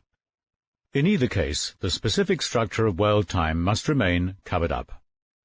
Together with datability, which has an ecstatical foundation, it has been spanned. The spannedness of time is not to be understood in terms of the horizontal stretching along of the ecstatical unity of that temporality which has made itself public in one's concern with time. The fact that in every now, no matter how momentary, it is in each case already now, must be conceived in terms of something which is earlier still and from which every now stems. That is to say, it must be conceived in terms of the ecstatical stretching along of that temporality which is alien to any continuity of something present at hand, but which, for its part, presents the condition for the possibility of access to anything continuous that is present at hand. The principal thesis of the ordinary way of interpreting time, namely that time is infinite, makes manifest most impressively the way in which world-time, and accordingly temporality in general, have been levelled off and covered up by such an interpretation. It is held that time presents itself proximally as an uninterrupted sequence of nows. Every now, moreover, is already either a just now or a forthwith. If, in characterizing time, we stick primarily and exclusively to such a sequence, then in principle neither beginning nor end can be found in it. Every last now, as now, is always already a forthwith, that is, no longer, ein sofort nicht mehr. Thus it is time in the sense of the no longer now, in the sense of the past. Every first now is a just now, that is, not yet, ein soeben noch nicht. Thus it is time in the sense of the not yet now, in the sense of the future. Hence time is endless on both sides. This thesis becomes possible only on the basis of an orientation towards a free floating, in itself, of a course of nows, which is present at hand, an orientation in which the full phenomenon of the now has been covered up, with regard to its datability, its worldhood, its spannedness, and its character of having a location of the same kind as Dasein's, so that it has dwindled to an unrecognizable fragment. If one directs one's glance towards being present at hand and not being present at hand, and thus thinks the sequence of nows through to the end, then an end can never be found. In this way of thinking time through to the end, one must always think more time. From this one infers that time is infinite. But wherein are grounded this levelling off of world-time and this covering up of temporality? In the being of Dasein itself, which we have, in a preparatory manner, interpreted as care. Thrown and falling, Dasein is proximally and for the most part lost in that with which it concerns itself. In this lostness, however, Dasein's fleeing in the face of that authentic existence, which has been characterized as anticipatory resoluteness, has made itself known, and this is a fleeing which covers up. In this concernful fleeing lies a fleeing in the face of death, that is, a looking away from the end of being in the world. This looking away from it is in itself a mode of that being towards the end which is ecstatically futural. The inauthentic temporality of everyday Dasein, as it falls, must, as such a looking away from finitude, fail to recognize authentic futurity and, therewith, temporality in general. And if indeed the way in which Dasein is ordinarily understood is guided by the they, only so can the self-forgetful representation of the infinity of public time be strengthened. The they never dies because it cannot die, for death is in each case mine, and only in anticipatory resoluteness does it get authentically understood in an existentiel manner. Nevertheless, the they, which never dies and which misunderstands being towards the end, gives a characteristic interpretation to fleeing in the face of death. To the very end it always has more time. Here a way of having time in the sense that one can lose it makes itself known. Right now, this, then that, and that is barely over when. Here it is not as if the finitude of time were getting understood. Quite the contrary, for concern sets out to snatch as much as possible from the time which still keeps coming and goes on. Publicly, time is something which everyone takes and can take. In the everyday way in which we are with one another, the levelled-off sequence of nows remains completely unrecognizable as regards its origin in the temporality of the individual Dasein. How is time, in its course, to be touched even the least bit when a man who has been present at hand in time no longer exists? Time goes on just as indeed it already was when a man came into life. The only time one knows is the public time, which has been levelled off and which belongs to everyone, and that means to nobody. But just as he who flees in the face of death is pursued by it, even as he evades it, and just as in turning away from it he must see it nonetheless, even the innocuous, infinite sequence of nows, which simply runs its course, imposes itself on Dasein in a remarkably enigmatical way. Why do we say that time passes away, when we do not say with just as much emphasis that it arises? Yet with regard to the pure sequence of nows we have as much right to say one as the other. When Dasein talks of time's passing away, it understands, in the end, more of time than it wants to admit. That is to say, the temporality in which world-time temporalizes itself has not been completely closed off, no matter how much it may get covered up. Our talk about time's passing away gives expression to this experience. Time does not let itself be halted. This experience, in turn, is possible only because the halting of time is something that we want. Herein lies an inauthentic awaiting of moments, an awaiting in which these are already forgotten as they glide by. The awaiting of inauthentic existence, the awaiting which forgets as it makes present, is the condition for the possibility of the ordinary experience of time's passing away. Because Dasein is futural in the ahead of itself, it must, in awaiting, understand the sequence of nows as one which glides by as it passes away. Dasein knows fugitive time in terms of its fugitive knowledge about its death. In the kind of talk which emphasizes time's passing away, the finite futurity of Dasein's temporality is publicly reflected. And because, even in talk about time's passing away, death can remain covered up, time shows itself as a passing away in itself. But even in this pure sequence of nows, which passes away in itself, primordial time still manifests itself throughout all this levelling off and covering up. In the ordinary interpretation, the stream of time is defined as an irreversible succession. Why cannot time be reversed? Especially if one looks exclusively at the stream of nows, it is incomprehensible in itself why this sequence should not present itself in the reverse direction.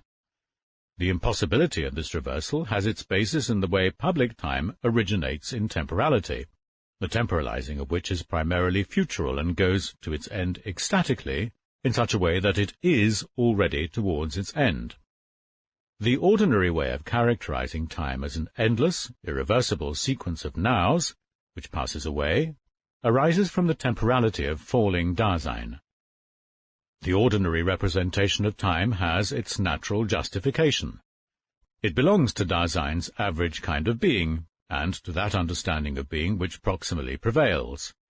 Thus, proximally and for the most part, even history gets understood publicly as happening within time.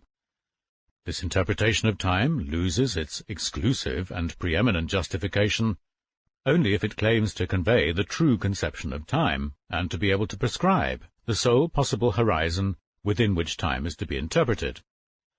On the contrary, it has emerged that why and how world-time belongs to Dasein's temporality is intelligible only in terms of that temporality and its temporalizing.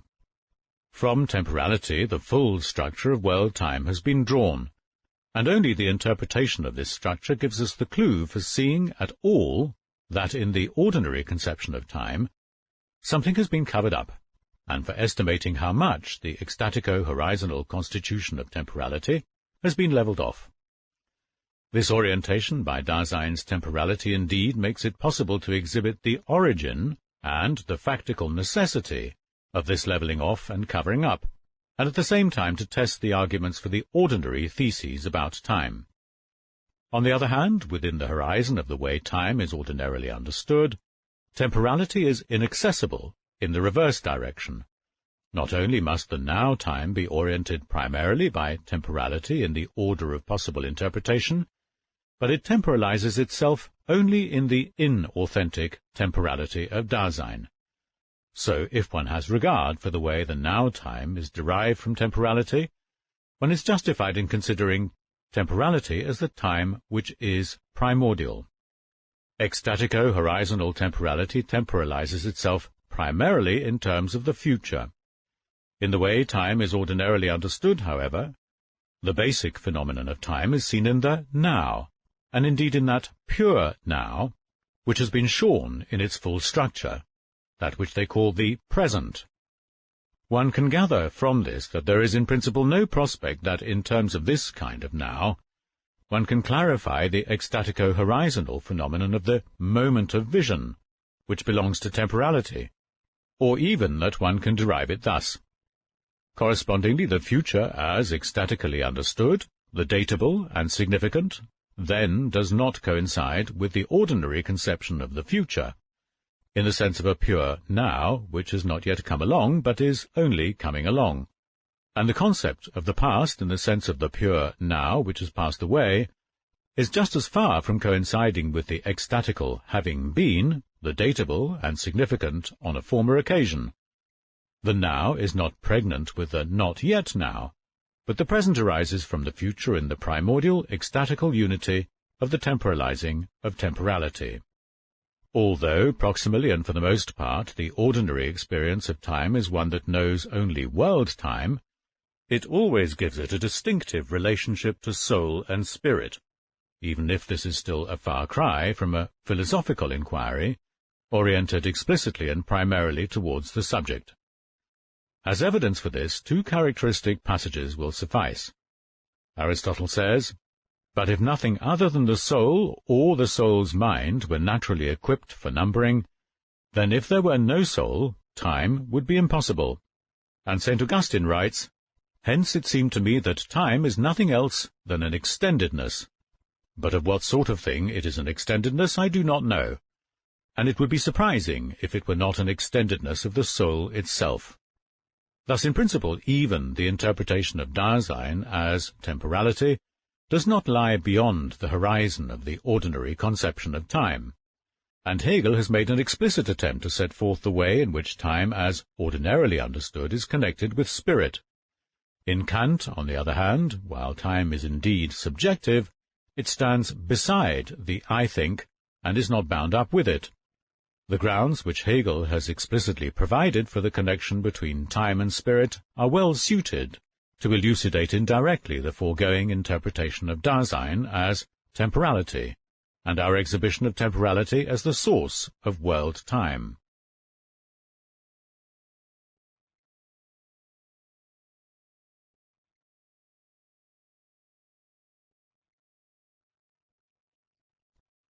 Section 82. A comparison of the existential ontological connection of temporality, Dasein and world-time, with Hegel's way of taking the relation between time and spirit. History, which is essentially the history of spirit, runs its course in time. Thus the development of history falls into time. Hegel is not satisfied, however, with averring that the within-timeness of spirit is a fact, but seeks to understand how it is possible for spirit to fall into time, which is the non-sensuous sensuous. Time must be able, as it were, to take in spirit, and spirit, in turn, must be akin to time and its essence. Accordingly, 2 points come up for discussion. 1. How does Hegel define the essence of time? 2. What belongs to the essence of spirit, which makes it possible for it to fall into time? Our answer to these questions will serve merely to elucidate our interpretation of Dasein as temporality, and to do so by way of a comparison. We shall make no claim to give even a relatively full treatment of the allied problems in Hegel, especially since criticizing him will not help us, because Hegel's conception of time presents the most radical way in which the ordinary understanding of time has been given form conceptually, and one which has received too little attention. A comparison of this conception with the idea of temporality which we have expounded is one that especially suggests itself. A. Hegel's conception of time. When a philosophical interpretation of time is carried out, it gets a locus in a system. This locus may be considered as criterial for the basic way of treating time by which such an interpretation is guided. In the physics of Aristotle, that is, in the context of an ontology of nature, the ordinary way of understanding time has received its first thematically detailed traditional interpretation. Time, location, and movement stand together. True to tradition, Hegel's analysis of time has its locus in the second part of his Encyclopedia of the Philosophical Sciences, which is entitled Philosophy of Nature. The first portion of this treats of mechanics, and of this the first division is devoted to the discussion of space and time. He calls these the abstract outside of one another. Though Hegel puts space and time together, this does not happen simply because he has arranged them superficially one after the other. Space and time also. Philosophy combats such an also. The transition from space to time does not signify that these are treated in adjoining paragraphs. Rather, it is space itself that makes the transition. Space is time. That is, time is the truth of space. If space is thought dialectically in that which it is, then according to Hegel this being of space unveils itself as time. How must space be thought? Space is the unmediated indifference of nature's being outside of itself. This is a way of saying that space is the abstract multiplicity, Vielheit, of the points which are differentiable in it. Space is not interrupted by these, but neither does it arise from them by way of joining them together. Though it is differentiated by differentiable points which are space themselves, space remains, for its part, without any differences. The differences themselves are of the same character as that which they differentiate. Nevertheless, the point, insofar as it differentiates anything in space, is the negation of space, though in such a manner that, as this negation, it itself remains in space. A point is space, after all. The point does not lift itself out of space as if it were something of another character. Space is the outside of one another, of the multiplicity of points, Punktmannigfaltigkeit, and it is without any differences. But it is not as if space were a point. Space is rather, as Hegel says, punctuality, Punktualität. This is the basis for the sentence in which Hegel thinks of space in its truth, that is, as time. Negativity, which relates itself as point to space, and which develops in space its determinations as line and surface, is, however, just as much for itself in the sphere of being outside itself, and so are its determinations therein. Though while it is positing as in the sphere of being outside of itself, it appears indifferent as regards the things that are tranquilly side by side. As thus posited for itself, it is time. If space gets represented, that is, if it gets intuited immediately in the indifferent subsistence of its differences, then the negations are, as it were, simply given. But by such a representation, space does not get grasped in its being. Only in thinking is it possible for this to be done. In thinking, as the synthesis which has gone through thesis and antithesis and transmuted them. Only if the negations do not simply remain subsisting in their indifference, but get transmuted, that is, only if they themselves get negated, does space get thought, and thus grasped in its being. In the negation of the negation, that is, of punctuality, the point posits itself for itself, and thus emerges from the indifference of subsisting. As that which is posited for itself, it differentiates itself from this one and from that one. It is no longer this, and not yet that. In positing itself for itself, it posits the succession in which it stands, the sphere of being outside of itself, which is by now the sphere of the negated negation. When punctuality as indifference gets transmuted, this signifies that it no longer remains lying in the paralyzed tranquillity of space. The point gives itself airs before all the other points. According to Hegel, this negation of the negation as punctuality is time. If this discussion has any demonstrable meaning, it can mean nothing else than that the positing of itself, for itself, of every point is a now here, and so on. Every point is posited for itself as a now point. In time, the point thus has actuality. That through which each point, as this one here, can posit itself for itself, is in each case a now. The now is the condition for the possibility of the point's positing itself for itself. This possibility condition makes up the being of the point, and being is the same as having been thought. Thus in each case the pure thinking of punctuality, that is, of space, thinks the now, and the being outside of itself of the now. Because of this, space is time. How is time itself defined? Time, as the negative unity of being outside of itself, is likewise something simply abstract, ideal. It is that being which, in that it is not, and which, in that it is not, is. It is intuited becoming. This means that those differences, which to be sure are simply momentary, transmuting themselves immediately, are defined as external, yet as external to themselves. For this interpretation, time reveals itself as intuited becoming. According to Hegel, this signifies a transition from being to nothing, or from nothing to being. Becoming is both arising and passing away. Either being makes the transition, or not being does so. What does this mean with regard to time? The being of time is the now. Every now, however, either now is no longer, or now is not yet. So it can be taken also as not being. Time is intuited becoming, that is to say, it is the transition which does not get thought, but which simply tenders itself in the sequence of nows. If the essence of time is defined as intuited becoming, then it becomes manifest that time is primarily understood in terms of the now, and indeed in the very manner in which one comes across such a now in pure intuition. No detailed discussion is needed to make plain that in Hegel's interpretation of time, he is moving wholly in the direction of the way time is ordinarily understood. When he characterizes time in terms of the now, this presupposes that in its full structure the now remains levelled off and covered up, so that it can be intuited as something present at hand, though present at hand only ideally.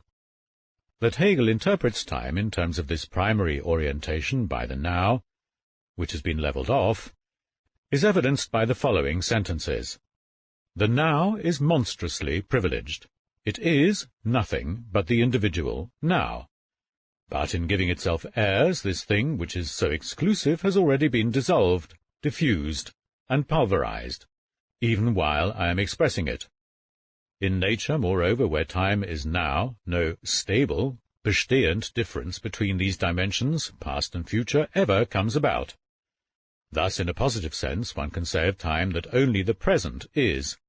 The before and after are not. But the concrete present is the result of the past, and is pregnant with the future. Thus the true present is eternity. If Hegel calls time intuited becoming, then neither arising nor passing away has any priority in time. Nevertheless, on occasion he characterizes time as the abstraction of consuming, Abstraktion des Verzehrens, the most radical formula for the way in which time is ordinarily experienced and interpreted.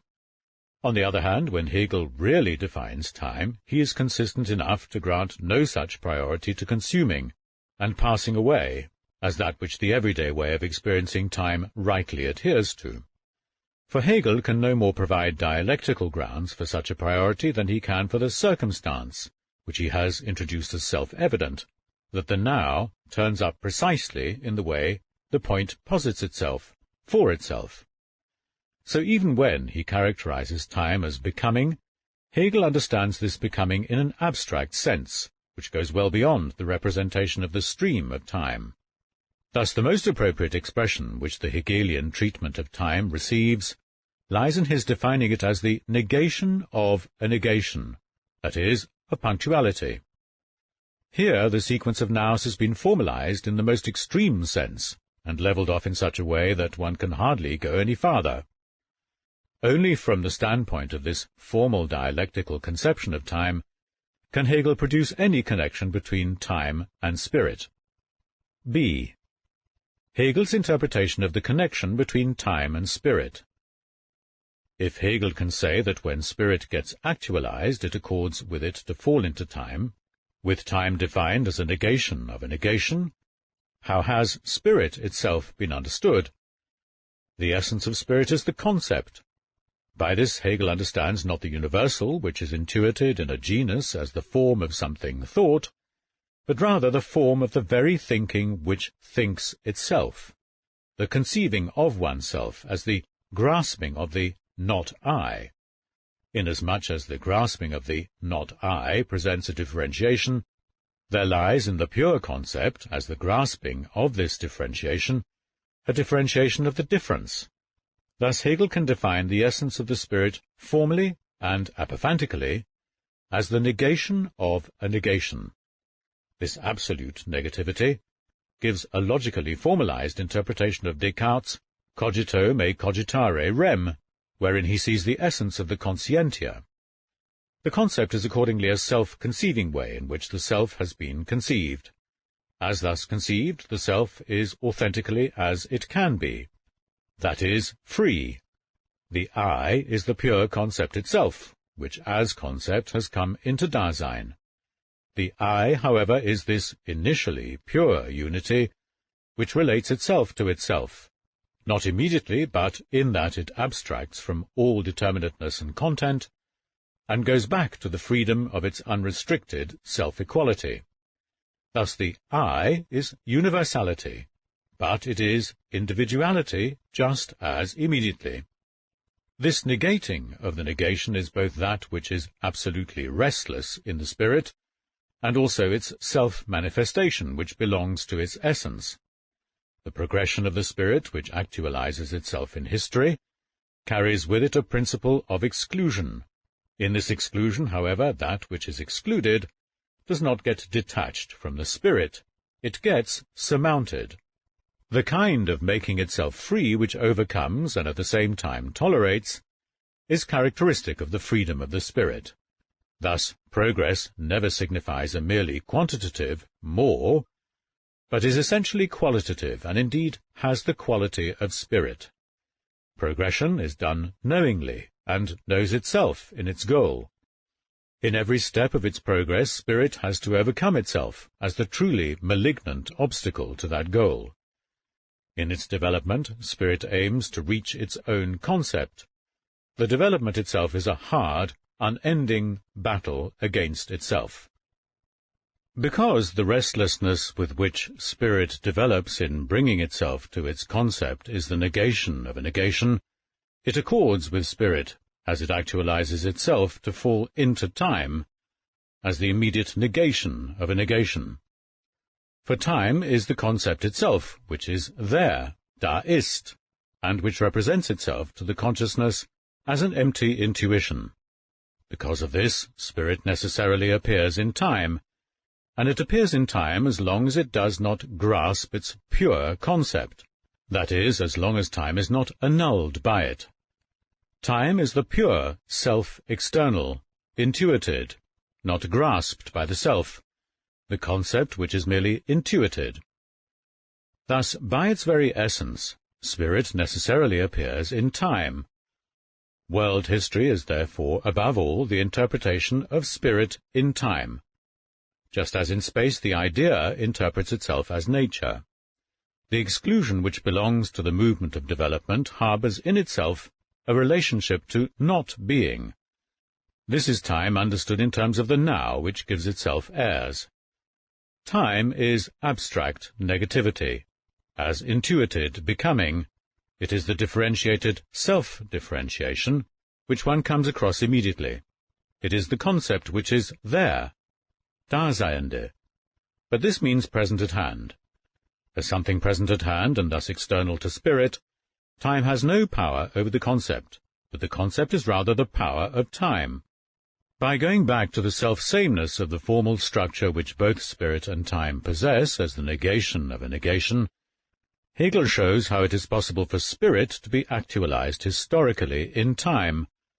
Spirit and time get disposed of with the very emptiest of formal ontological and formal apophantical abstractions, and this makes it possible to produce a kinship between them. But because time simultaneously gets conceived in the sense of a world-time, which has been utterly levelled off, so that its origin remains completely concealed, it simply gets contrasted with spirit, contrasted as something that is present at hand. Because of this, spirit must first of all fall into time.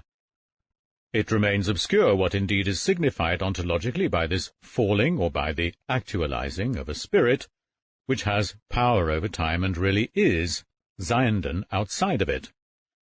Just as Hegel casts little light on the source of the time which has thus been levelled off, he leaves totally unexamined the question of whether the way in which spirit is essentially constituted as the negating of a negation is possible in any other manner than on the basis of primordial temporality.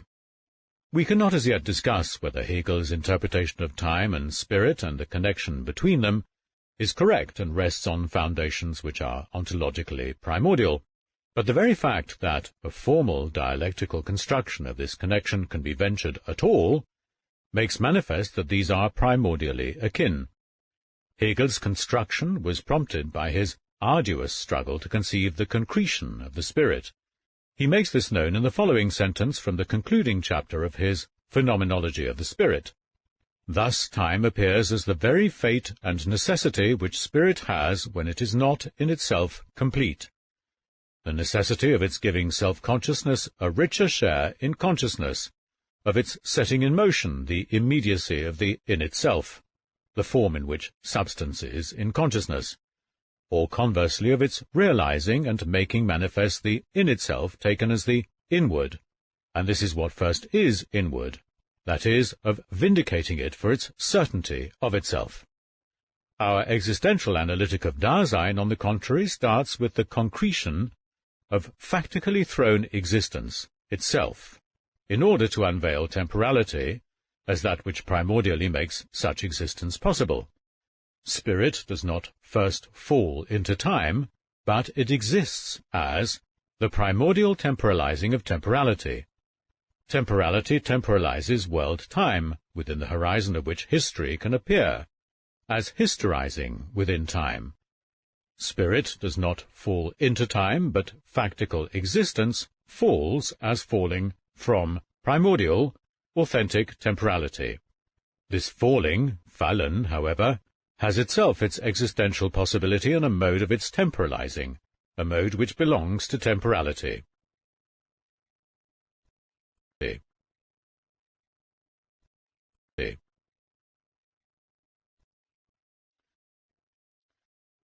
Section 83. The existential temporal analytic of Dasein and the question of fundamental ontology as to the meaning of being in general. In our considerations hitherto, our task has been to interpret the primordial whole of factical Dasein with regard to its possibilities of authentic and inauthentic existing, and to do so in an existential ontological manner in terms of its very basis. Temporality has manifested itself as this basis, and accordingly as the meaning of the being of care. So that which our preparatory existential analytic of Dasein contributed before temporality was laid bare, has now been taken back into temporality as the primordial structure of Dasein's totality of being. In terms of the possible ways in which primordial time can temporalize itself, we have provided the grounds for those structures which were just pointed out in our earlier treatment. Nevertheless, our way of exhibiting the constitution of Dasein's being remains only one way which we may take. Our aim is to work out the question of being in general. The thematic analysis of existence, however, first needs the light of the idea of being in general, which must be clarified beforehand. This holds particularly if we adhere to the principle which we expressed in our introduction, as one by which any philosophical investigation may be gauged.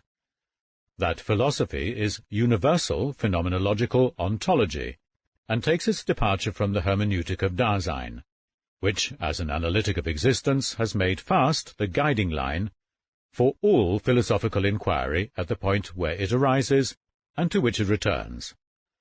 This thesis, of course, is to be regarded not as a dogma, but rather as a formulation of a problem of principle, which still remains veiled. Can one provide ontological grounds for ontology, or does it also require an ontical foundation? And which entity must take over the function of providing this foundation?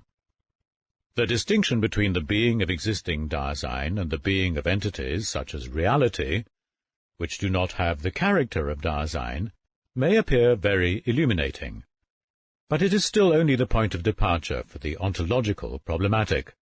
It is nothing with which philosophy may tranquilize itself.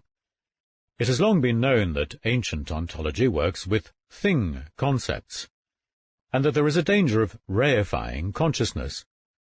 But what does this reifying signify? Where does it arise?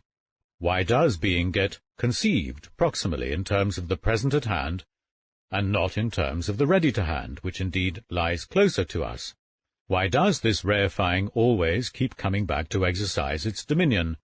What positive structure does the being of consciousness have, if reification remains inappropriate to it?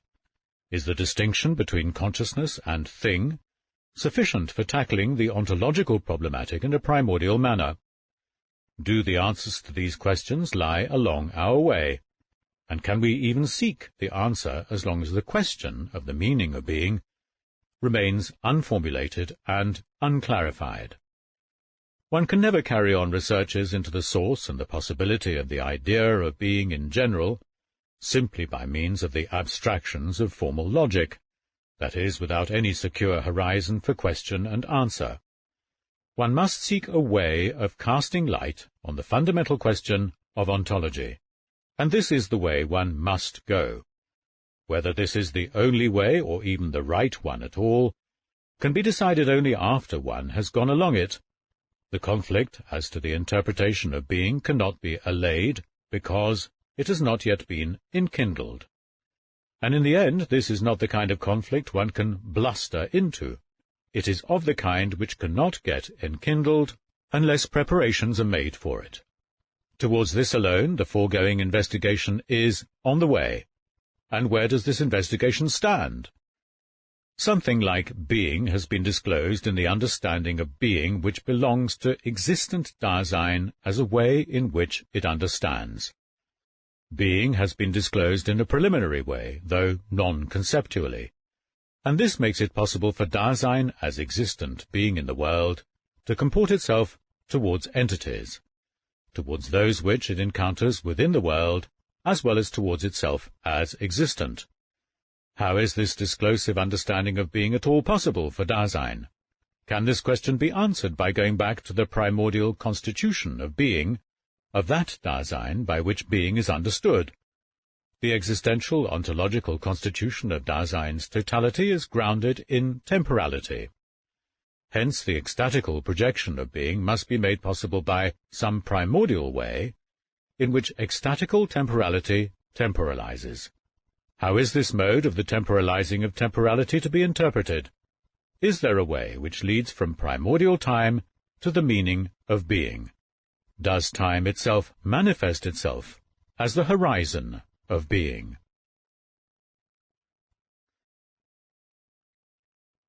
Being and Time by Martin Heidegger was read by Martin Swain for Ukemi Audiobooks. For full details of Ukemi recordings, go to ukemiaudiobooks.com. Audible hopes you've enjoyed this program. Hopes you